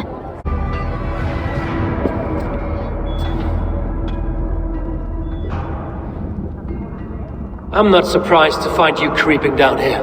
You don't belong down here! We run a clean dock in Jorvik. I believe those were your words. And yet here I find you swimming in silver from all the wares you've seized. Are you the needle, or just another of his pawns? You have it all wrong. The fabric of this world has been used up, torn, shredded, you see. Someone must be there to stitch it back together. Someone with a firm yet steady hand, who can thread a needle. Someone like me. You are a shit poet, but at least my question is answered. Yes, well, we all have our weaknesses. Yours appears to be the iron between us. Think your men are going to stop me? I would not undermine them so. The Red Hand are loyal to our cause, which is more than I can say for the merchants. Make it quick! Meet me in the marketplace when you are done. Come, walk with me. It is good to walk. Grigory. Good to take in the air. The sights, the sounds, the smells. Please, Grigory, I didn't think you'd mind. It was just a few coins. Shh. I understand. It's not your fault. It was mine, for thinking you had anything but empty air between your ears. With all the silver I've given you, I have nothing left to feed my children, let alone myself. Please, understand. Oh, dear God. Merchants of Jorvik, I promised you a future rife with opportunity. And what was the one thing I asked in return? Do you remember? Loyalty. Loyalty!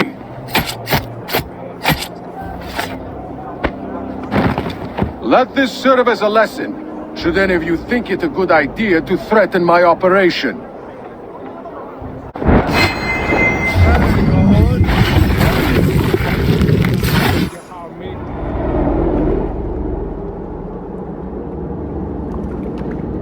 It's funny. As a child, I thought of snow as the tears of God, frozen by our sins. Weak with hunger, I stared into the sky, hoping it was me he wept for. Me he sought to save. But God did not save me. The vault did. He took me to a fine house, gave me hearty meals, a warm bed. For the first time, someone extended a hand, showed me kindness, compassion. And it was then that I made a vow. I vowed to never turn my back on he who was there for me when God was not. So you served the Vault, knowing full well what it was a part of. The Order made our paths intersect. I owed them a debt, and I repaid it by saving this city from its own destruction. A life debt is a strong motivator. It took hold of this one's Hugad, drove it, and never let go. Yet not with the same compassion you were shown. Too many have suffered by your hand in pursuit of this cause. You're right. Perhaps I deserve this death. But I am but one cog in a large wheel. One that still turns unhindered.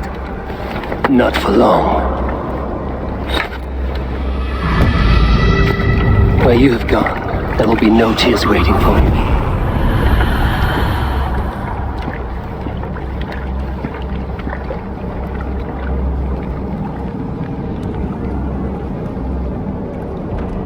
What news do you bring? The needle will never sting again. Well done, Eivor. Who was hiding behind the name? My love, there has been an attack at the markets. The dockmaster, Grigory, is dead. The needle. Sold off the wares he seized to collect silver for the vault. He had no such authority. Why would anyone believe him? The council seal. That rat. This is getting out of hand. How he was able to obtain this is concerning.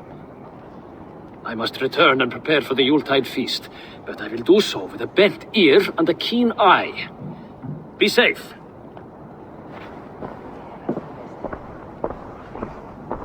A valuable seal. And a riddle.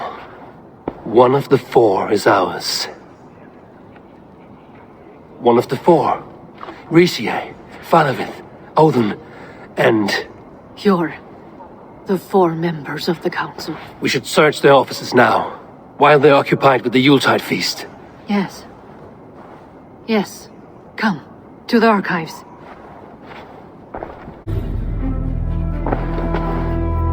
Scratch marks on the floor. Jor's desk used to be against the other wall. So why the change?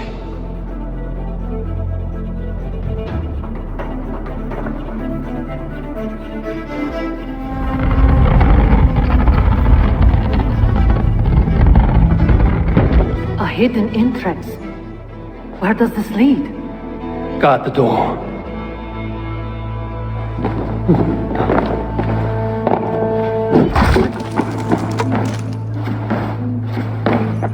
There was wine here. Whoever moved it did so in a hurry. A load of wine was removed from here, and the room smells of almonds. It may be the wine was poisoned. It is likely the wine for the Yuletide feast. Do you think one of the council means to kill someone? It looks that way. It is not him, not Major. He would never do this. Keep your focus. Once we have all the facts, then we can worry about Hjor. Right now, we need to get to the Yuletide feast. The people are in danger. You're right. The Roman amphitheater. Let us go. Do you see the wine? No. Then there's still time. The entire council is here. Any one of them could be the vault. I need you to keep an eye out for the wine. I will speak to each of the council members, see if I can trap them in a lie. Even Hjor? Even Hjor. If he is the vault, I will not allow him to kill all these people. Lufina. I heard you. Just grant me one thing. Confer with me before you make your move. I will. Faravid, a word if I may. Ah, Drengr. If it's to join arms with me, the answer is yes. We can use someone like you against the Picts. I may be courted, but I'm selective with whom I join. Are you a drinker? Ha! If that is a challenge, I am up for it. Very well. I'll return with some wine. Wine? Come now, we will do this over ale. That will give us a good measure of who can better fight its lure. Audun, it seems you have found the funds to go ahead with the feast after all. You must be elated. That is putting it lightly. Look at it. I could not have asked for a better turnout. Soon the feast will begin, and these people will be given everything they deserve. We should honor you. I will fetch us some wine. No, I mustn't indulge. The wine is for the people of Jorvik. But when it arrives, do help yourself. Hjor, who was that? There you are. I was beginning to worry. Worry not. We have tracked the vault here. He's someone on the council. You are certain? I am. Once I discover who, I will dig my blade into his heart and end this for good. Until then, it is important that I investigate without raising suspicion. I need your help. Of course. What do you need me to do? Drink yourself into a drunken fit. What? Why? I need a distraction. Keep their eyes off of me. The wine should arrive soon. Drink 3 full cups, then make a scene. I can't be seen doing that. You'll have to find another way. Just do it. Ricsige. Come to join the feast, have you? I have some bad news.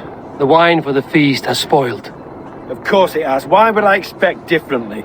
I'll have my men dump it. There may be more wine in my private stores. I'll send a man to retrieve it. Is there anything else? That is all. Enjoy the feast. I shall try. Eivor, have you uncovered who the vault is? I believe I have. Each of the council members has given me reason to suspect them. Some more than others. Who is it you suspect? Audun was the one pushing for the feast from the start.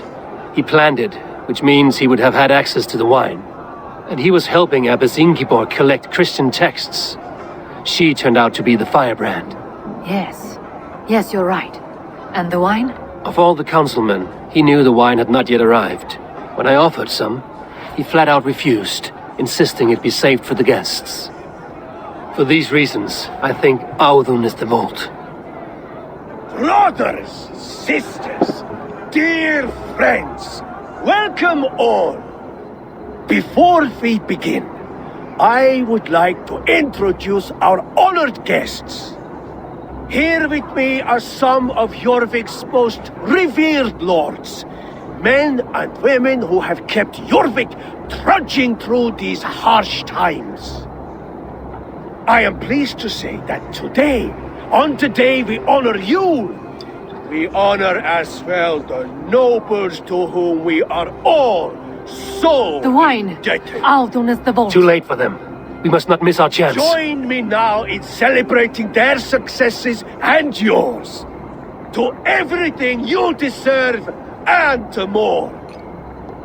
Shit! And now, deafened and blinded by your lust for indulgence, your foolish pride, I will tell you just what nobility is. A death sentence. A new world of order is upon us. A pity none of you will live to see it. Get the councilmen to safety. I will handle Audun. Go!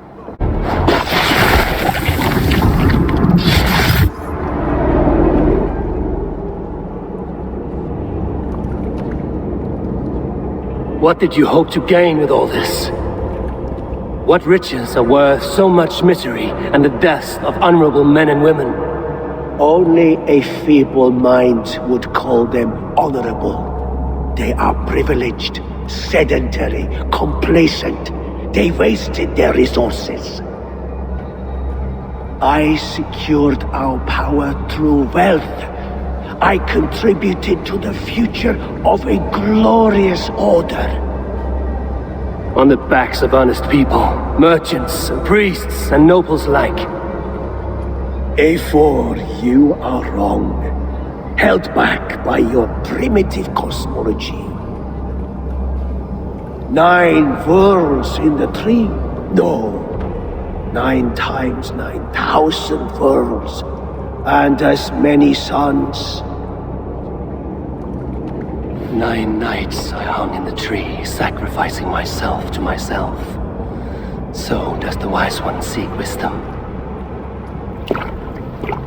Countless spheres awaiting our gift, our enlightenment. I live in one world only. You live in none. I don't care! I want answers! Calm, Lord Ricsige. Alden is dead. That doesn't calm me. I wanted to rip the bastard's spine out myself. You want to calm me? Start talking.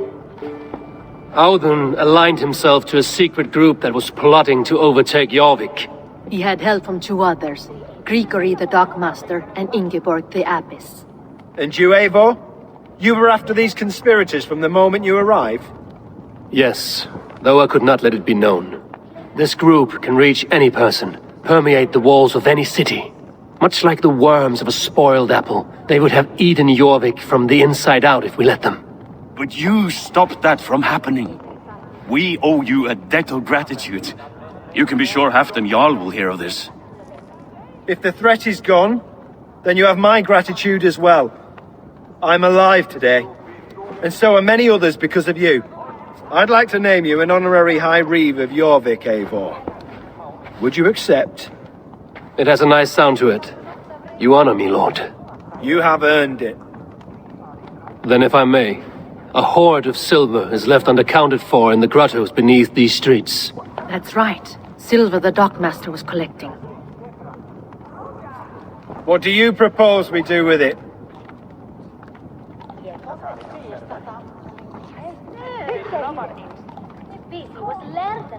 Hard-working merchants were robbed of their wares. Honor Yuletide by giving the silver back to the honest citizens of Jorvik. A wise suggestion. I agree. Fine. I will see to it that Hjord distributes the silver evenly. Come, Faravid. Help me secure this hoard. I could use a bloody walk.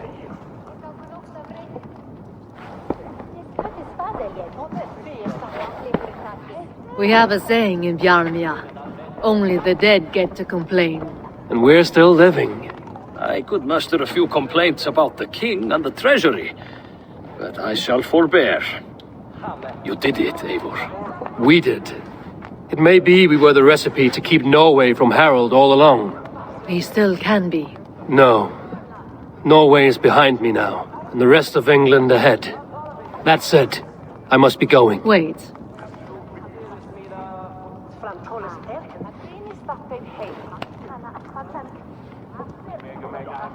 Should you ever need us, we will come.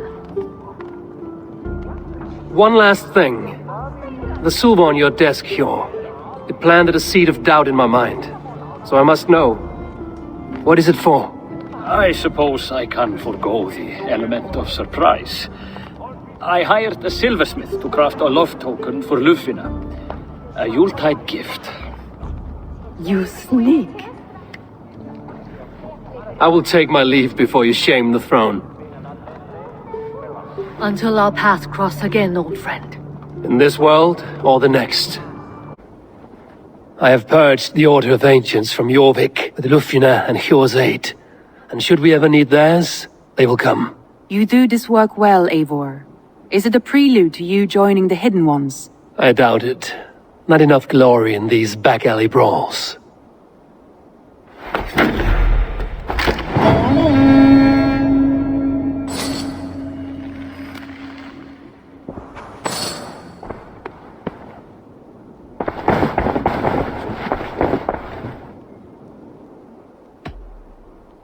I want to see the Alliance map.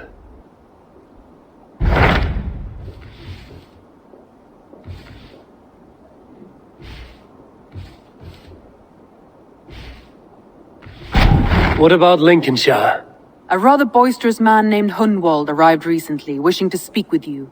On a matter of great importance, he said. Where is he now? Down at the docks, carousing with my scouts and scaring the fish from the river. He waits for you with great eagerness.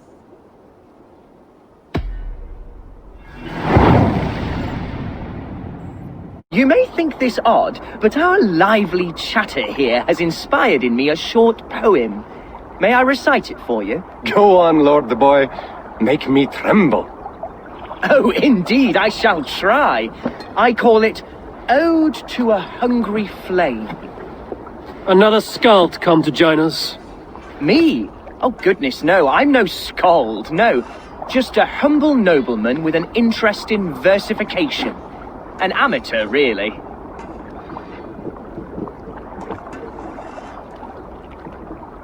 Shall I continue? I'm not here to judge your poems, Lord. Speak your purpose or down your meat. Yes. Sorry. I have come with the hope of meeting Eivor, the great warrior of this clan. If such an audience is possible. Every warrior in this clan deserves a song or saga, Lord. Why Eivor? Because his name alone dries the tongues of my enemies. If such a hero fought beside me, I'd fear nothing. What's your name, Lord? I am Hunwald, loyal son of Lord Hunwald, the current Alderman of Lincolnshire. May God keep and cure him. You see, my father is ailing, and in his delirium, evil men have corrupted his judgment. A secret and powerful order, if the whispers are true. Only a month ago, without forewarning, Mercian soldiers chased me, his only son, from my home.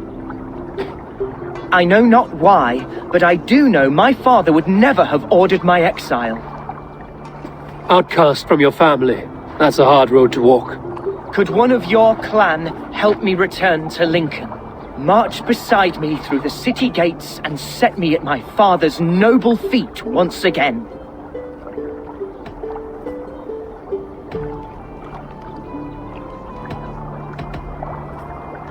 It may be we can help you, but we'll want something in return. An alliance between our clan and yours. And you shall have it. My father is a great friend of the Danes, in spite of the recent wars. You sing a sad song, Hunwald of Lincolnshire. A son robbed of his father's protection, now desperate to prove his honor. How far will you go to regain it? To a bloody end? Oh, indeed. I will plunge into the heat of battle to defend my father, knowing our cause is a righteous one. All right, young lord. My clan has need of me just now. But when I'm ready, we'll find your father together and right the wrongs you've suffered. Ah, you are the chieftain here. I suspected as much. God praise you, Eivor. I won't be leading you into the heart of the shield wall, but there will be danger. I want your word. You will follow my orders to the ruin. I am yours to abuse. If it comes to that. I'll wait for you in my safe haven, Bottleston to the northeast. From there, we shall make our way to Lincoln. Goodbye, Lord Boy. Safe travels. God bless and keep you all. I fear I may be escorting that boy to his own execution. That might shut him up.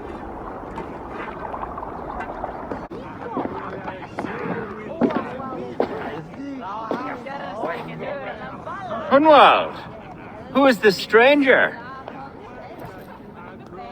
Eivor, come, sit.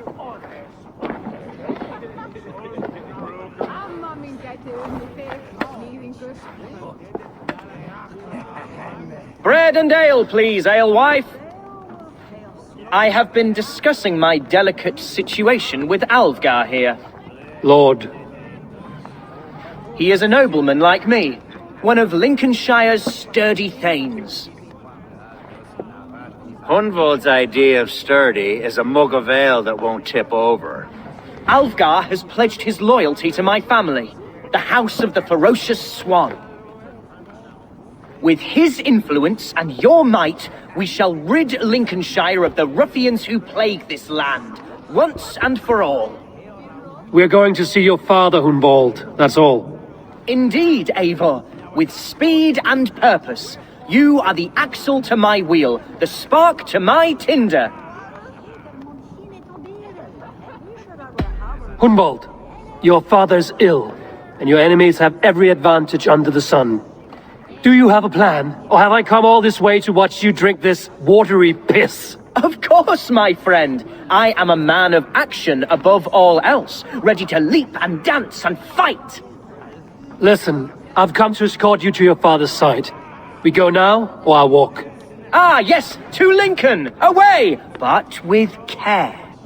The road between here and there is teeming with brigands who wish me dead. You daft lump of lard! A single Dane will not protect you against the whole of Mercia's army. I think you're wrong, Alfgar. And here he'll prove it. I'm hot for a fight, Snowdog. Give me half a chance, I'll stove your heathen face right in.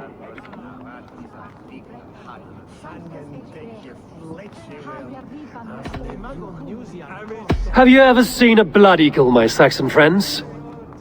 A what? A blood eagle. A raw, magnificent bird I'll tear from your guts. First, I crush your ribs.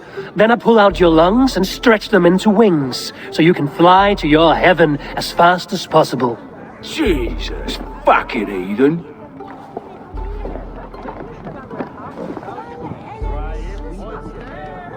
You canny fox. That was incredible. Like watching a captain navigate the roiling waters of an angry river. I must void my bladder, Eivor. Then we shall set forth in search of adventures new.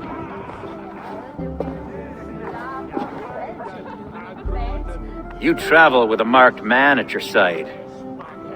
He's with me. He'll be fine. If I had a scribe jot down all the occasions I'd warn that stupid boy, I'd be the most written about man in history. Alfgar, the boorish nag of Lincolnshire.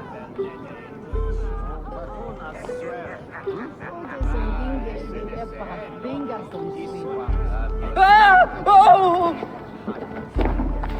I live! I am alive! Heaven have mercy! Are you hurt? Unbelievable! The Battle of Bottleston will be remembered for years to come! Alfgar! We have won our first great victory! Hunwald, are you hurt? Never better, We should get to Lincoln as quickly as we can. Yes, you're right. Let's depart. What horrible souls are hunting me? Me, the son of a beloved elderman. Was it naive to believe my status as a nobleman held some sway over the churls and serfs of this shire? What cause have any to dishonor me? Look, boats there! We could sail the waters to Lincoln, sink the ships of any enemies in our way. What were you told when the guards exiled you? Oh, scraps of nonsense. I woke to screaming. A man grabbed me, said I was an immediate danger to my father. Ha! Horse pucky. Mercian soldiers then shackled me, rode me blindfolded to the River Wash, and told me plainly, start anew elsewhere or face death in Lincolnshire. What did they mean? Oh, some nonsense about me praying for his death. Hungry for his inheritance. Speak plainly, Hunwald.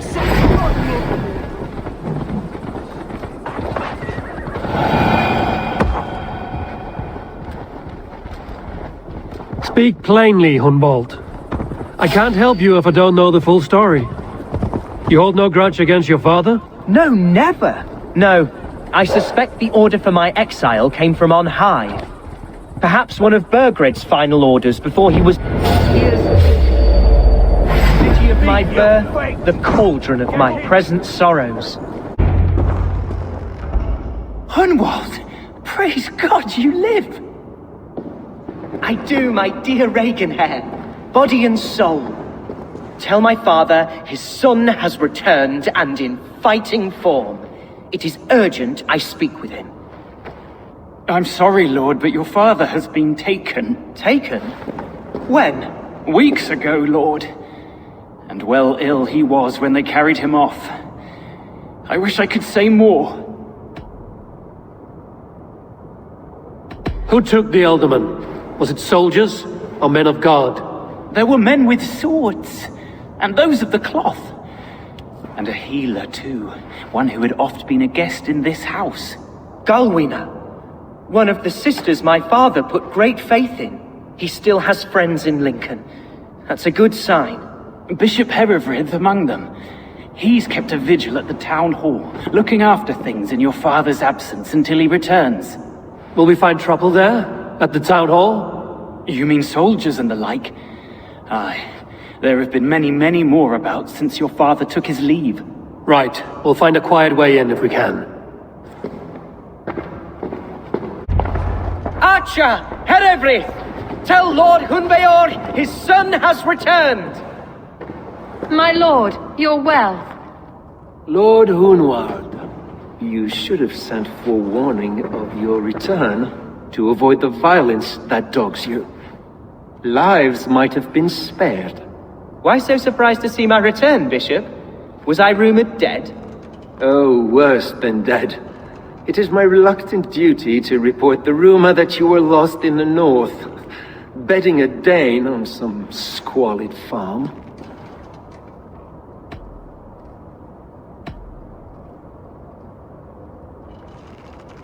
I have no patience for insult and rumor. We have come to speak with Lord Hunbeor, that is all. Lord Hunbeor has gone, I'm afraid.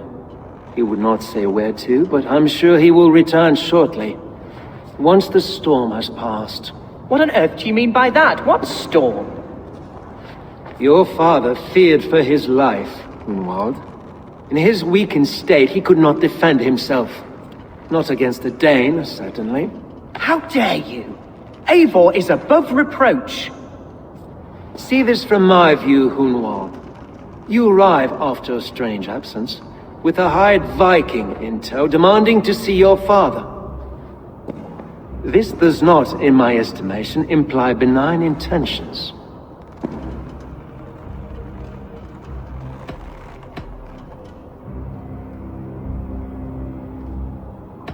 Our coming here has nothing to do with you. This is a matter between the boy and his father. I disagree. Everything this boy does concerns us. He's the son of our Elderman. I all but raised you, lad, bounced you on my knee and taught you scripture. So when I tell you we don't know where your father is, nor why he left our hospice in his ailing state, it's because we don't know. Come, Abbess. We should leave this young lord to his scurrying thoughts. There is nothing more of use we can say to him. Take care, my boy. Stay within these walls where you're safest. I'll have a look around, see what I can learn about your father. If my father spent time at the hospice here, the healers who work there may know something. Talk to them if you can. Find out what they know. Are you the head sister here? Aye, and I'm not too comforted by the sight of you wielding weapons like a war chief. We're a hospice, not a barracks. It's bad enough I've got these armored codpieces watching me work. Now you! No harm will come to you or those you care for. I'm only looking for your Elderman. I'd be risking my neck telling you anything. And if my head rolls, these sick and ailing folk will follow me to the grave. Your Elderman would agree. So the sooner I find him, the more quickly these prowling guards will leave your hospice. That's a pleasant thought. Our lord was in a bad way here, and getting worse, in spite of our efforts. Then, Quite against my instruction, some guards moved him out. I overheard them talking about a bathhouse. There's no working bathhouse in Lincoln. So, I gather they meant the old ruins just south of here, by the eastern walls. Ruins, just south of here. I'll look there. Thank you. I pray you find him. He's in desperate need of care. Mercian nobles made a deal with some bandits. Paid them hush money to let them sneak through these caves. When the time came, the bandits ambushed the nobles. But it didn't end well for the bandits. In the struggle, the Ealdorman's cloak was torn off. But he got away and headed east for Bolingbroke Castle. That's my best lead.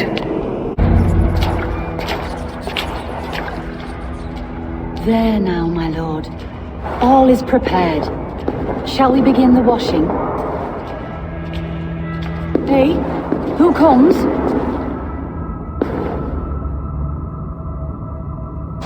Welcome, stranger. Are you here to pay tribute to our Lord Ealdorman?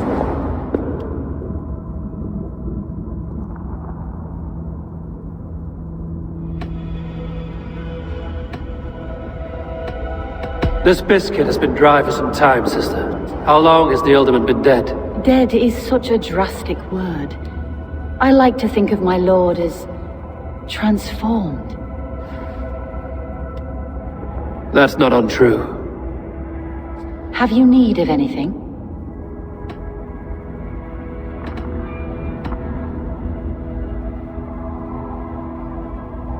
Hunwald deserves to know the truth about his father's fate. He is owed an inheritance, and deserves a chance to become Ealdorman himself. All in good time, I imagine. No, now. When the guards put him in my care, I was told to keep all this a secret. Until the appointed time. When I asked who gave these orders, they struck me. I wish I could say more. I've seen all I need to. But Hunwald will need proof. Of course. You're welcome to search through his effects, though I'm not sure what trinket would best serve your purpose. I'll find something. Eivor! What news? Your father's dead. Wait, what? The sigil of Hunbjorn's house. I found it near his body. No. No, this cannot be. He was strong, a pillar of Lincolnshire. He cannot be gone. He...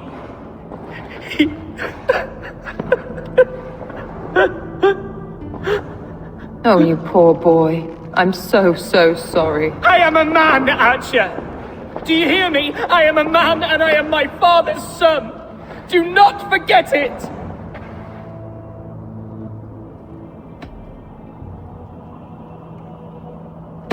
He's been dead for some time. That was obvious by the state of his corpse.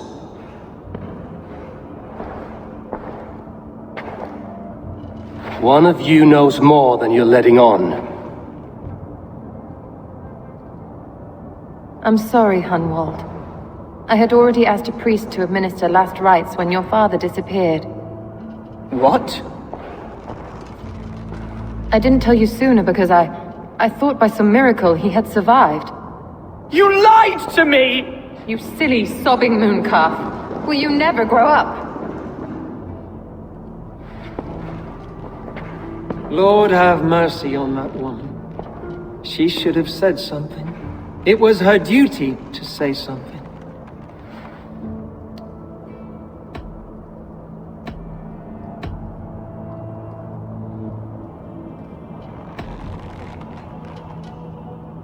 You need a new Ealdorman here, and it falls to King Ceolbert to make that choice. For once we find agreement, Eivor. The nobles here will convene a Shire moot to select a new candidate. The winner will stand before the king for approval. Explain how this works, your Shire moot. A moot is a meeting of lords. We convene from time to time to steer the course of our Shire. It was always my intention to convene a moot, but between our troubles in Lincoln and the bandits' raids, we slipped into a pattern of convenience.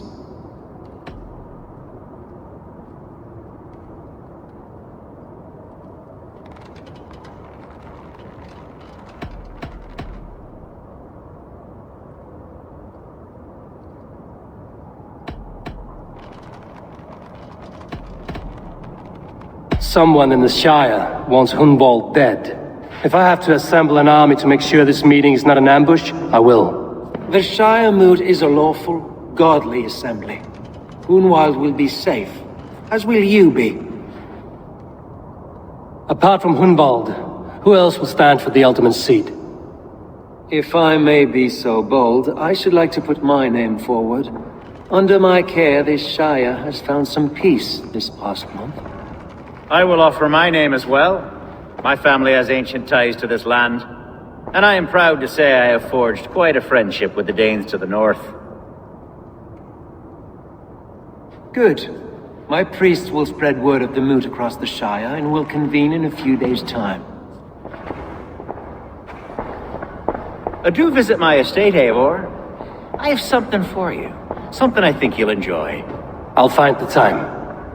Eivor, a word if you don't mind. Is the word Christ or pagan? I deeply regret my churlish ways when we first met. I did not treat you as my god commands, with kindness and love. Love is a difficult feeling to command. Yes, quite. In any case, thank you for putting this mystery to rest. I do hope we'll see you at the moot. Where's Hunwald? I tried to console him, but he pushed me away. I love the boy, I do. But I fear what would happen if he took his father's title. He's fragile and scattered. I saw him ride north, following the paved Roman road. To the old tall tree where he often passed time with his father, I imagine. What devil put you up to all this deception? I wasn't put up, Eivor. I felt compelled to carry on for the good of the Shire. Until I knew the truth. A pretty answer for an ugly lie. Eivor, what a pleasant surprise. Would you drink with me? Hunwald. Come, sit. Stay with me a while and contemplate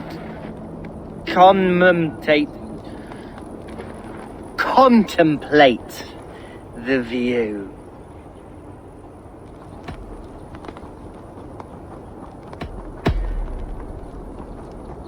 Let's have a drink. To the memory of your father.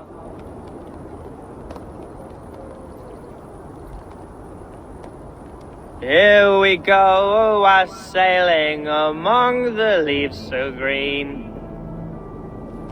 Do not gorge on grief, nor give in to sadness, but let your aching love light the mead of your eyes and lead you to triumph. That is quite lovely. My father would have liked you.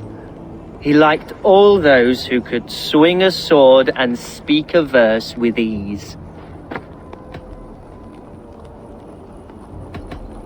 He had a large heart and a love for his people. I think I would have liked him too. He and I used to wander up this way all the time. He would take me hunting, and I would catch the most wretched little things if I caught anything at all. I was a rubbish hunter. But he always said he was proud. Each and every time. A toast. To your father, Lord Hunwald of Lincolnshire. He may have dwindled from this world in death, but in life he was as stalwart as this tree. A wise old oak. Yes. Skull. Skull. And then my father says, it's the right goat, but it's the wrong end.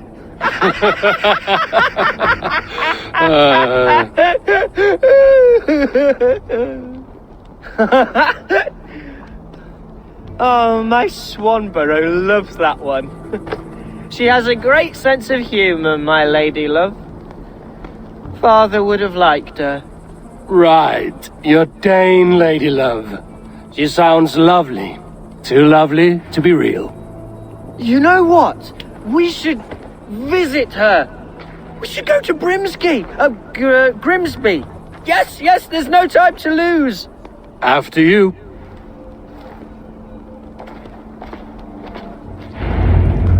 Nothing like drinking and riding to jostle your troubles away. And the contents of your gut.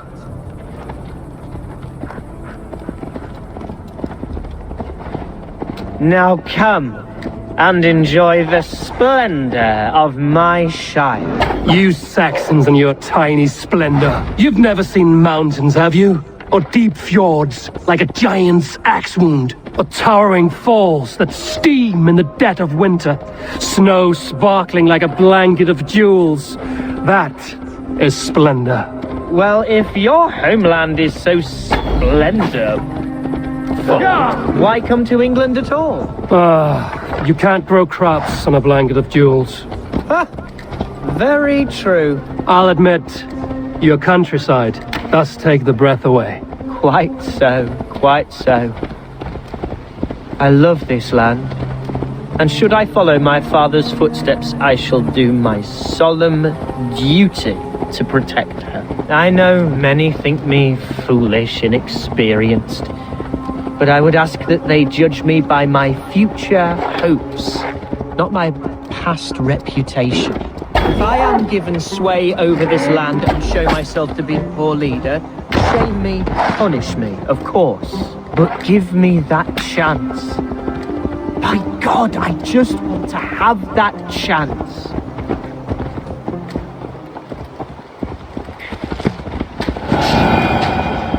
What was that? Birds, Eivor. Has no one told them today is a day of grief? Shh. Quiet.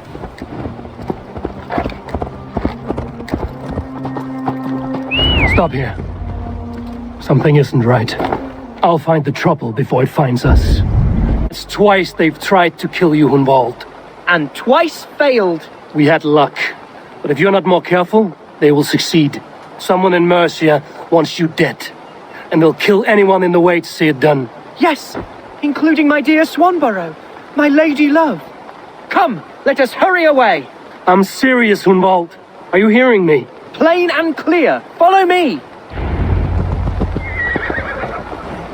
Hunwald, are you sure this place is safe? The safest spot in the Shire, yes. Here I am with a chance to be Alderman, but I have yet to prove myself worthy. To you, to the Shire, to her. I can do nothing without my darling lady. You've made me realize how much I've neglected her through this fatal stupor of mine. This I must see for myself.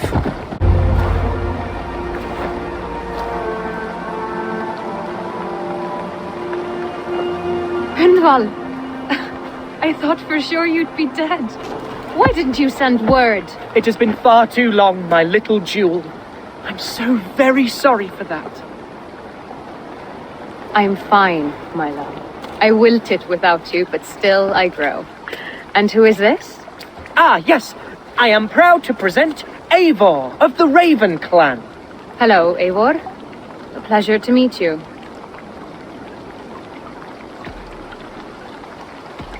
And you, Swanborough.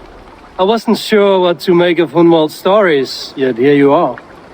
Surprised to find a Dane by his side? Not quite. I'm surprised to find a Saxon at yours. Hunwald seems to endear himself to all sorts. Eivor agreed to help me find my father. But I'm afraid it hasn't gone as well as I'd hoped. What's happened? My father is dead. Died of a cruel disease, apparently. Then shunted off to a cellar for burial. Oh, my love, I'm sorry. And someone in your shire wants to make sure Hunwald follows his father to the grave. Let them try. I'll cut their throats. A shire moot will soon be held. Hunwald should stay here, out of sight, until he can attend. What if I left it all behind, my love? Forget my father's seat. What if I stayed here with you? Just the two of us. Hunwald, no. This Shire must be led with courage and heart. Follow in your father's footsteps and lead the Shire as he did.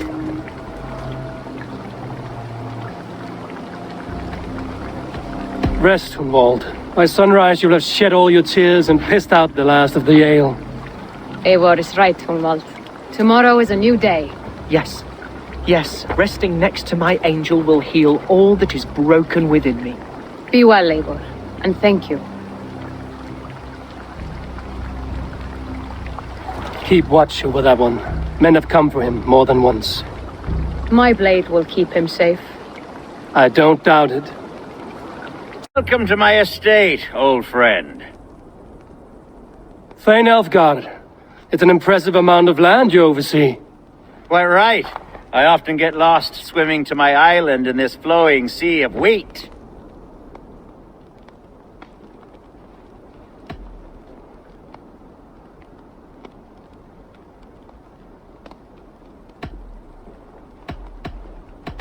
You said you had something to show me when we last spoke. What did you mean?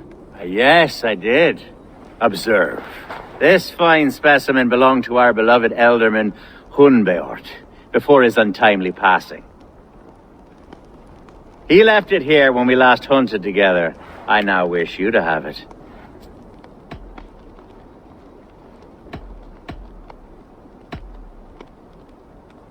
This has the feeling of a bribe, Ulfgar. Are you trying to win my favor for some reason? Bribe you? Heavens no. This is a simple gift of thanks for solving the mystery of Hunwald's disappearance. Now, take it and come hither.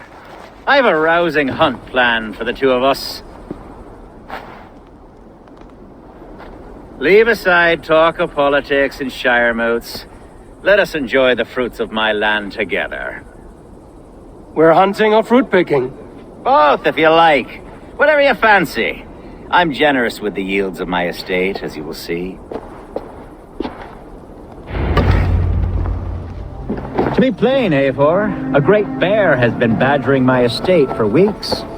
I must do away with it, if only to prevent a future tragedy. You brought me here to hunt a bear? Yes, and I'm so pleased you agreed to come.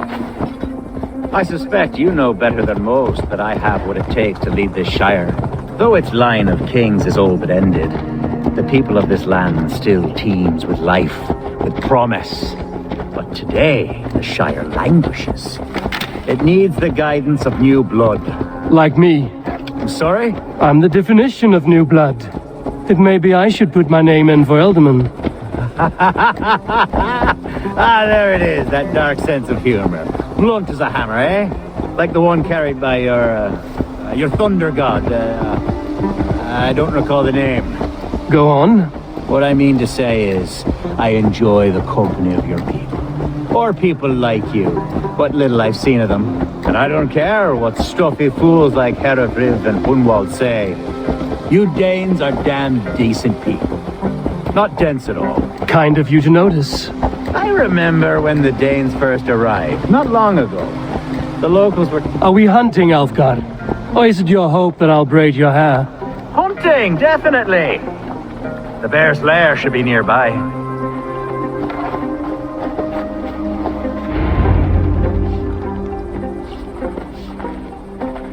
Ah! My old friend Grim.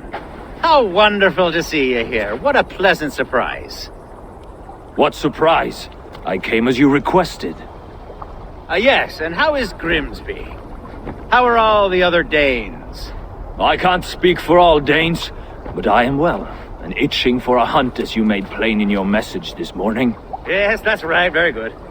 Speaking of Danes, I'd like to introduce you to Eivor. Perhaps you know each other, as one Dane to another.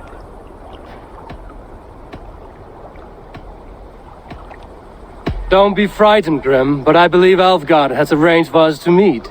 Oh goodness, I've been discovered. But it's nothing untoward, I promise. I'm an honest man, and I believe that all people should live together in harmony. That's all. Hey, Eivor, did he lure you here as well with the promise of a hunt? Yes, hunting a bear. That's the point of all this. We're hunting, I promise. There's a cave just up the hill there. Seems a likely place for a lair. If the beast is as large as Elfgar claims, it'll take all three of us to bring it down. I'm game. Let's get a new fur cloak, shall we? Elfgar, Eivor, there's something you'll want to see here. Is that smoke? My God! My estate is burning like a twig! Soon to be a sea of fire. Eivor! You're skilled enough, and I can't tell you how to handle this, but please! My God, help me with it! I'm in this fight with you. A clutch of puny Mercians don't frighten me. Go! Who would see you burn or dead? Let's get these fires out. Agreed.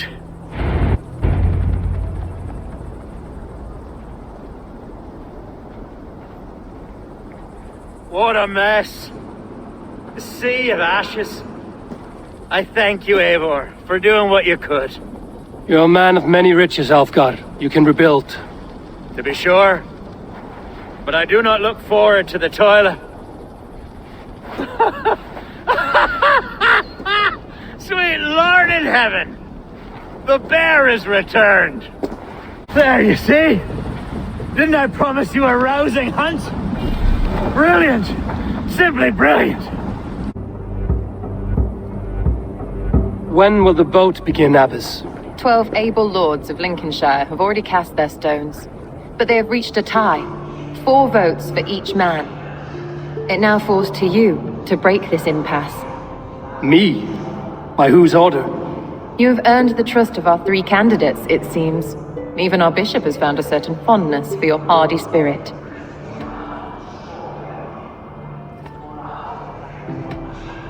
Elfgar and Hunwald were attacked recently, and your bishop remains fearful. It's clear someone wants this stopped. They tried, yes, but they did not succeed. Praise be to God. I kept them safe, not your god. I pray that God guides your vote today, and not the devil, as I fear.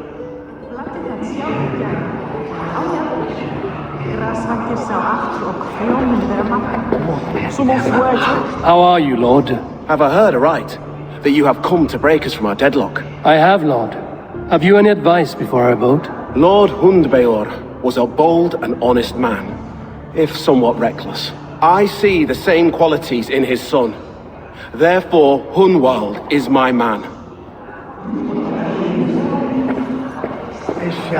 King Ceolbert's attendant, aren't you?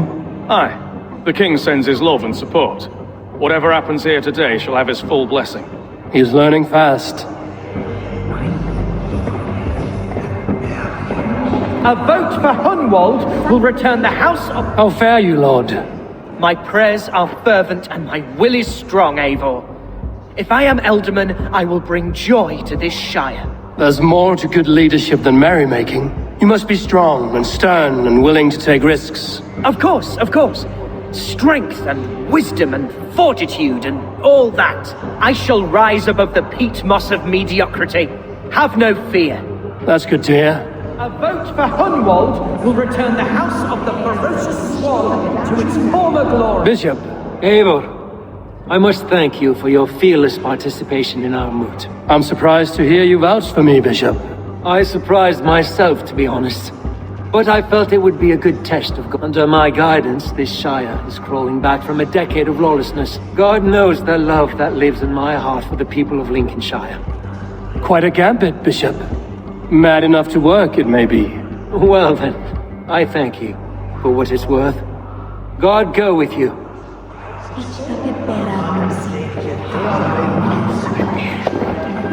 Grim, good to see you again. A hearty hello, Drenger. Seems Britain is getting quite used to the idea of Danes stalking her shores. Where do you fall in this contest, Grim? Elfgar is a friend of yours, is he not? He is, and a good man as well. But I cast my stone for the bishop. The bishop? That's an odd strategy. These Christians are easy to nudge about.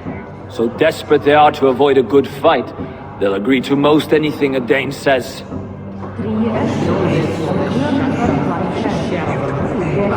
Good evening, Alfgar. Eivor, I hope it's not untoward of me to solicit your support, but I do need it. The vote is closer than a cat's whisker. It's a difficult choice, Alfgar. Know that I won't make it lightly. Good, good. But let me say unreservedly that I am the man who will lead Lincolnshire into progress and victory. I don't doubt your...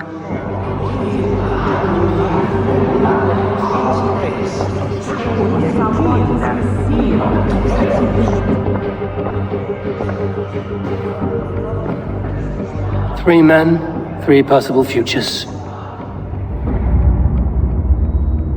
Which of these sad puppets will dance best when you call upon them? It's not for myself I must cast this stone, but for my clan. Who will serve us best in a time of true need? You can never be certain where you stand in another's heart. Choose only for yourself. All three have strengths and weaknesses.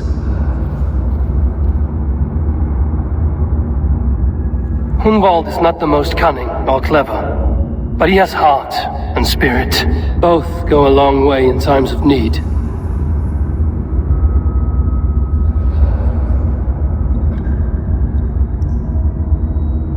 Though tinged with arrogance, Ulfgar is competent and wealthy. He'd be a good ealdorman, but a faithful ally?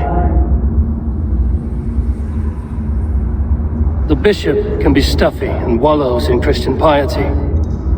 But he is wisest of the three, and has already proven himself. Hunwald is not the both go a long way in times of need.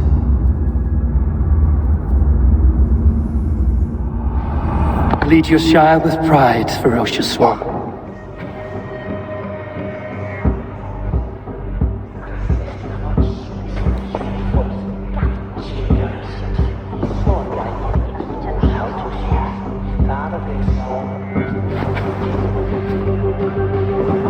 It is decreed by this lawful Shiremoot that the Ealdorman of Lincolnshire shall be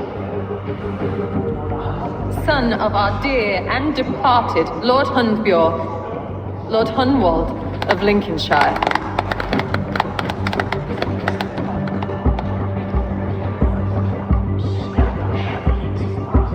I don't know what to say.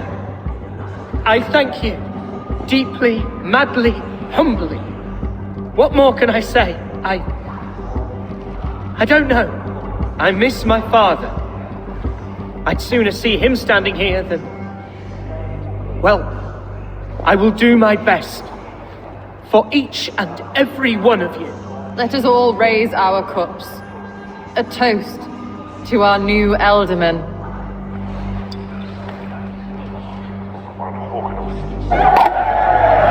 As all well know, this Shiremoot's decision is not final, but advisory. It now falls to our newly anointed King Ceolbert to ratify our choice. To this end, we need not worry. Ceolbert is a friend to Saxon and Dane alike, and he is sure to approve the results. Our good and noble friend, Arthelswith. The septic rot has overtaken this shire. A sickness for which there is only one cure. Your Grace! What is this?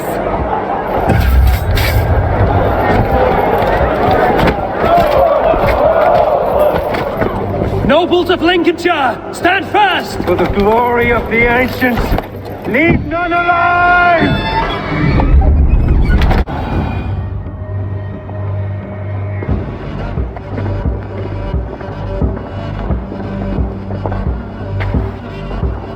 This one's gone.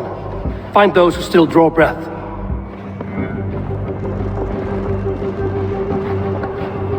Polish your ass, Hunwald. The Ealdorman's seat is yours. As your war council, I suggest you waste no time in catching this grief tosser. He won't be far. We should first bury our dead, no? That choice is yours to make, Ealdorman. Yes. Yes, of course. We'll bury our dead, then raise a feard.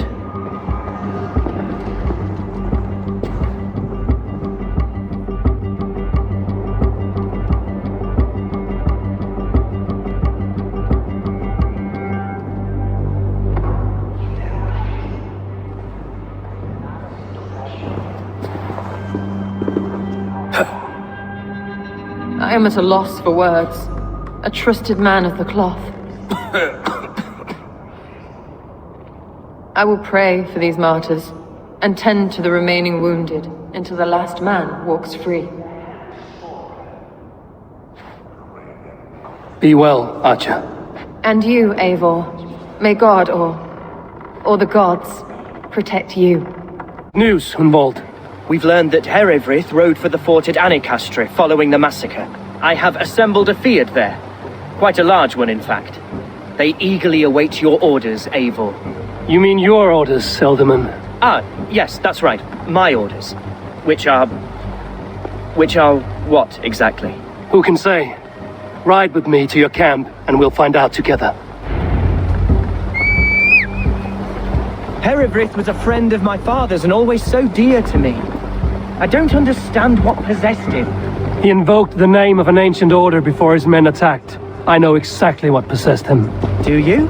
It's not a story for now. This will send waves of disgust through all the parishes of Mercia.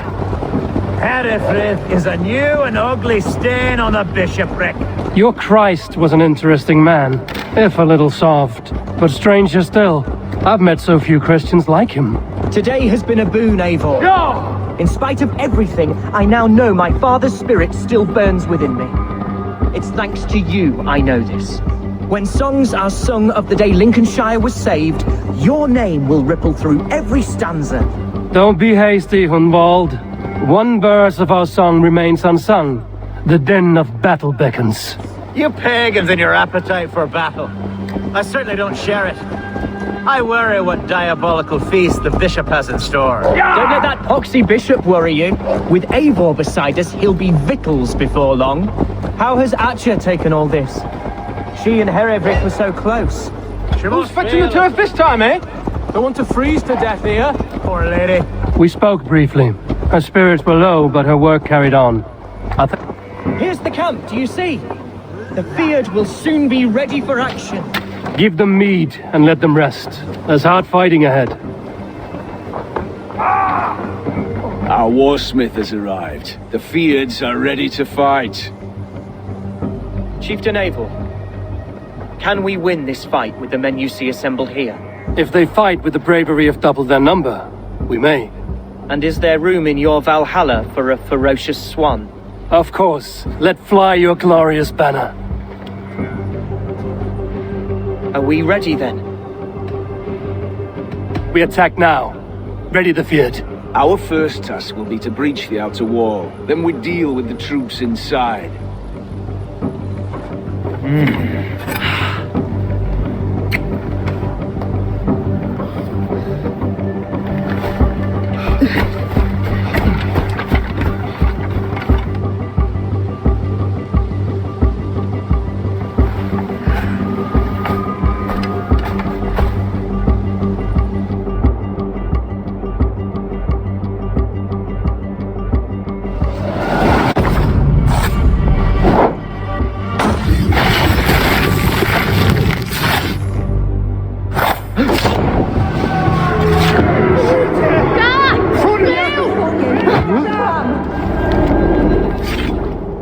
I died the day I hid behind these robes, this cross. To bring the light of my order to a wider view, I debased myself.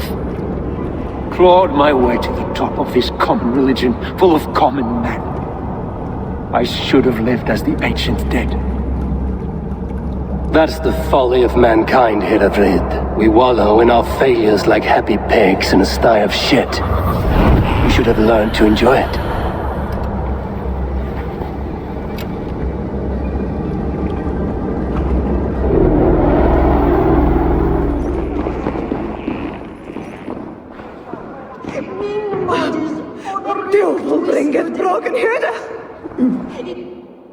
Eivor, is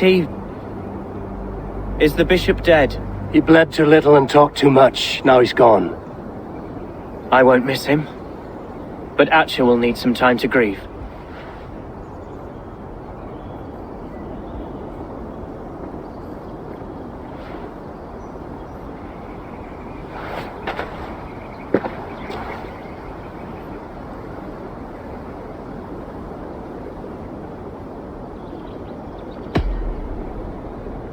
You fought well, ferocious swan.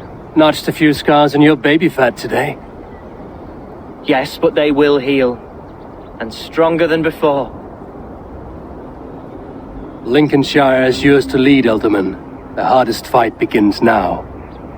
The din of battle still rings in my ears. I think I now know what it means to be a leader. Good.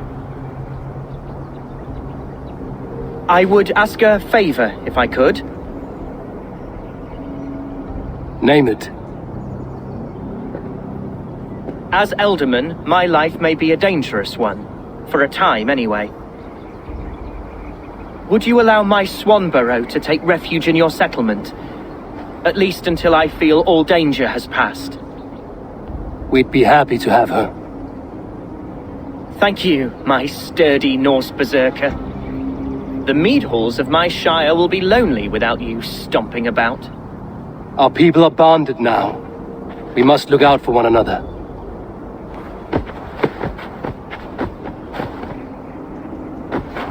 Blast it. I am a horror with goodbyes. It'll do for now. Lincolnshire is a friend to us. Wonderful news. And who is our ally there? The boy Hunwald is the new Ealdorman of Lincolnshire, and he has sworn allegiance to us. The loud one, an Ealdorman? Well, should he ever wish to call for aid, he need only shout.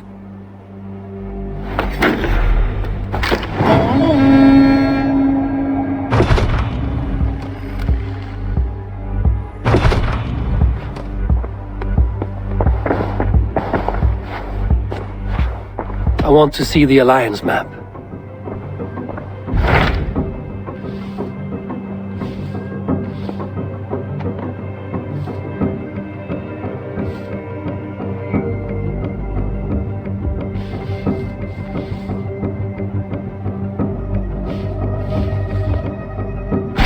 What of Essex? We received a summons from the Ealdorman and his Lady of Colchester, requesting you specifically for a matter of great secrecy. Foreboding. And who is this Ealdorman? One of King Alfred's lackeys? According to my scouts, he is a man who cares more for his own indulgences than the safety of his people. Approach with care.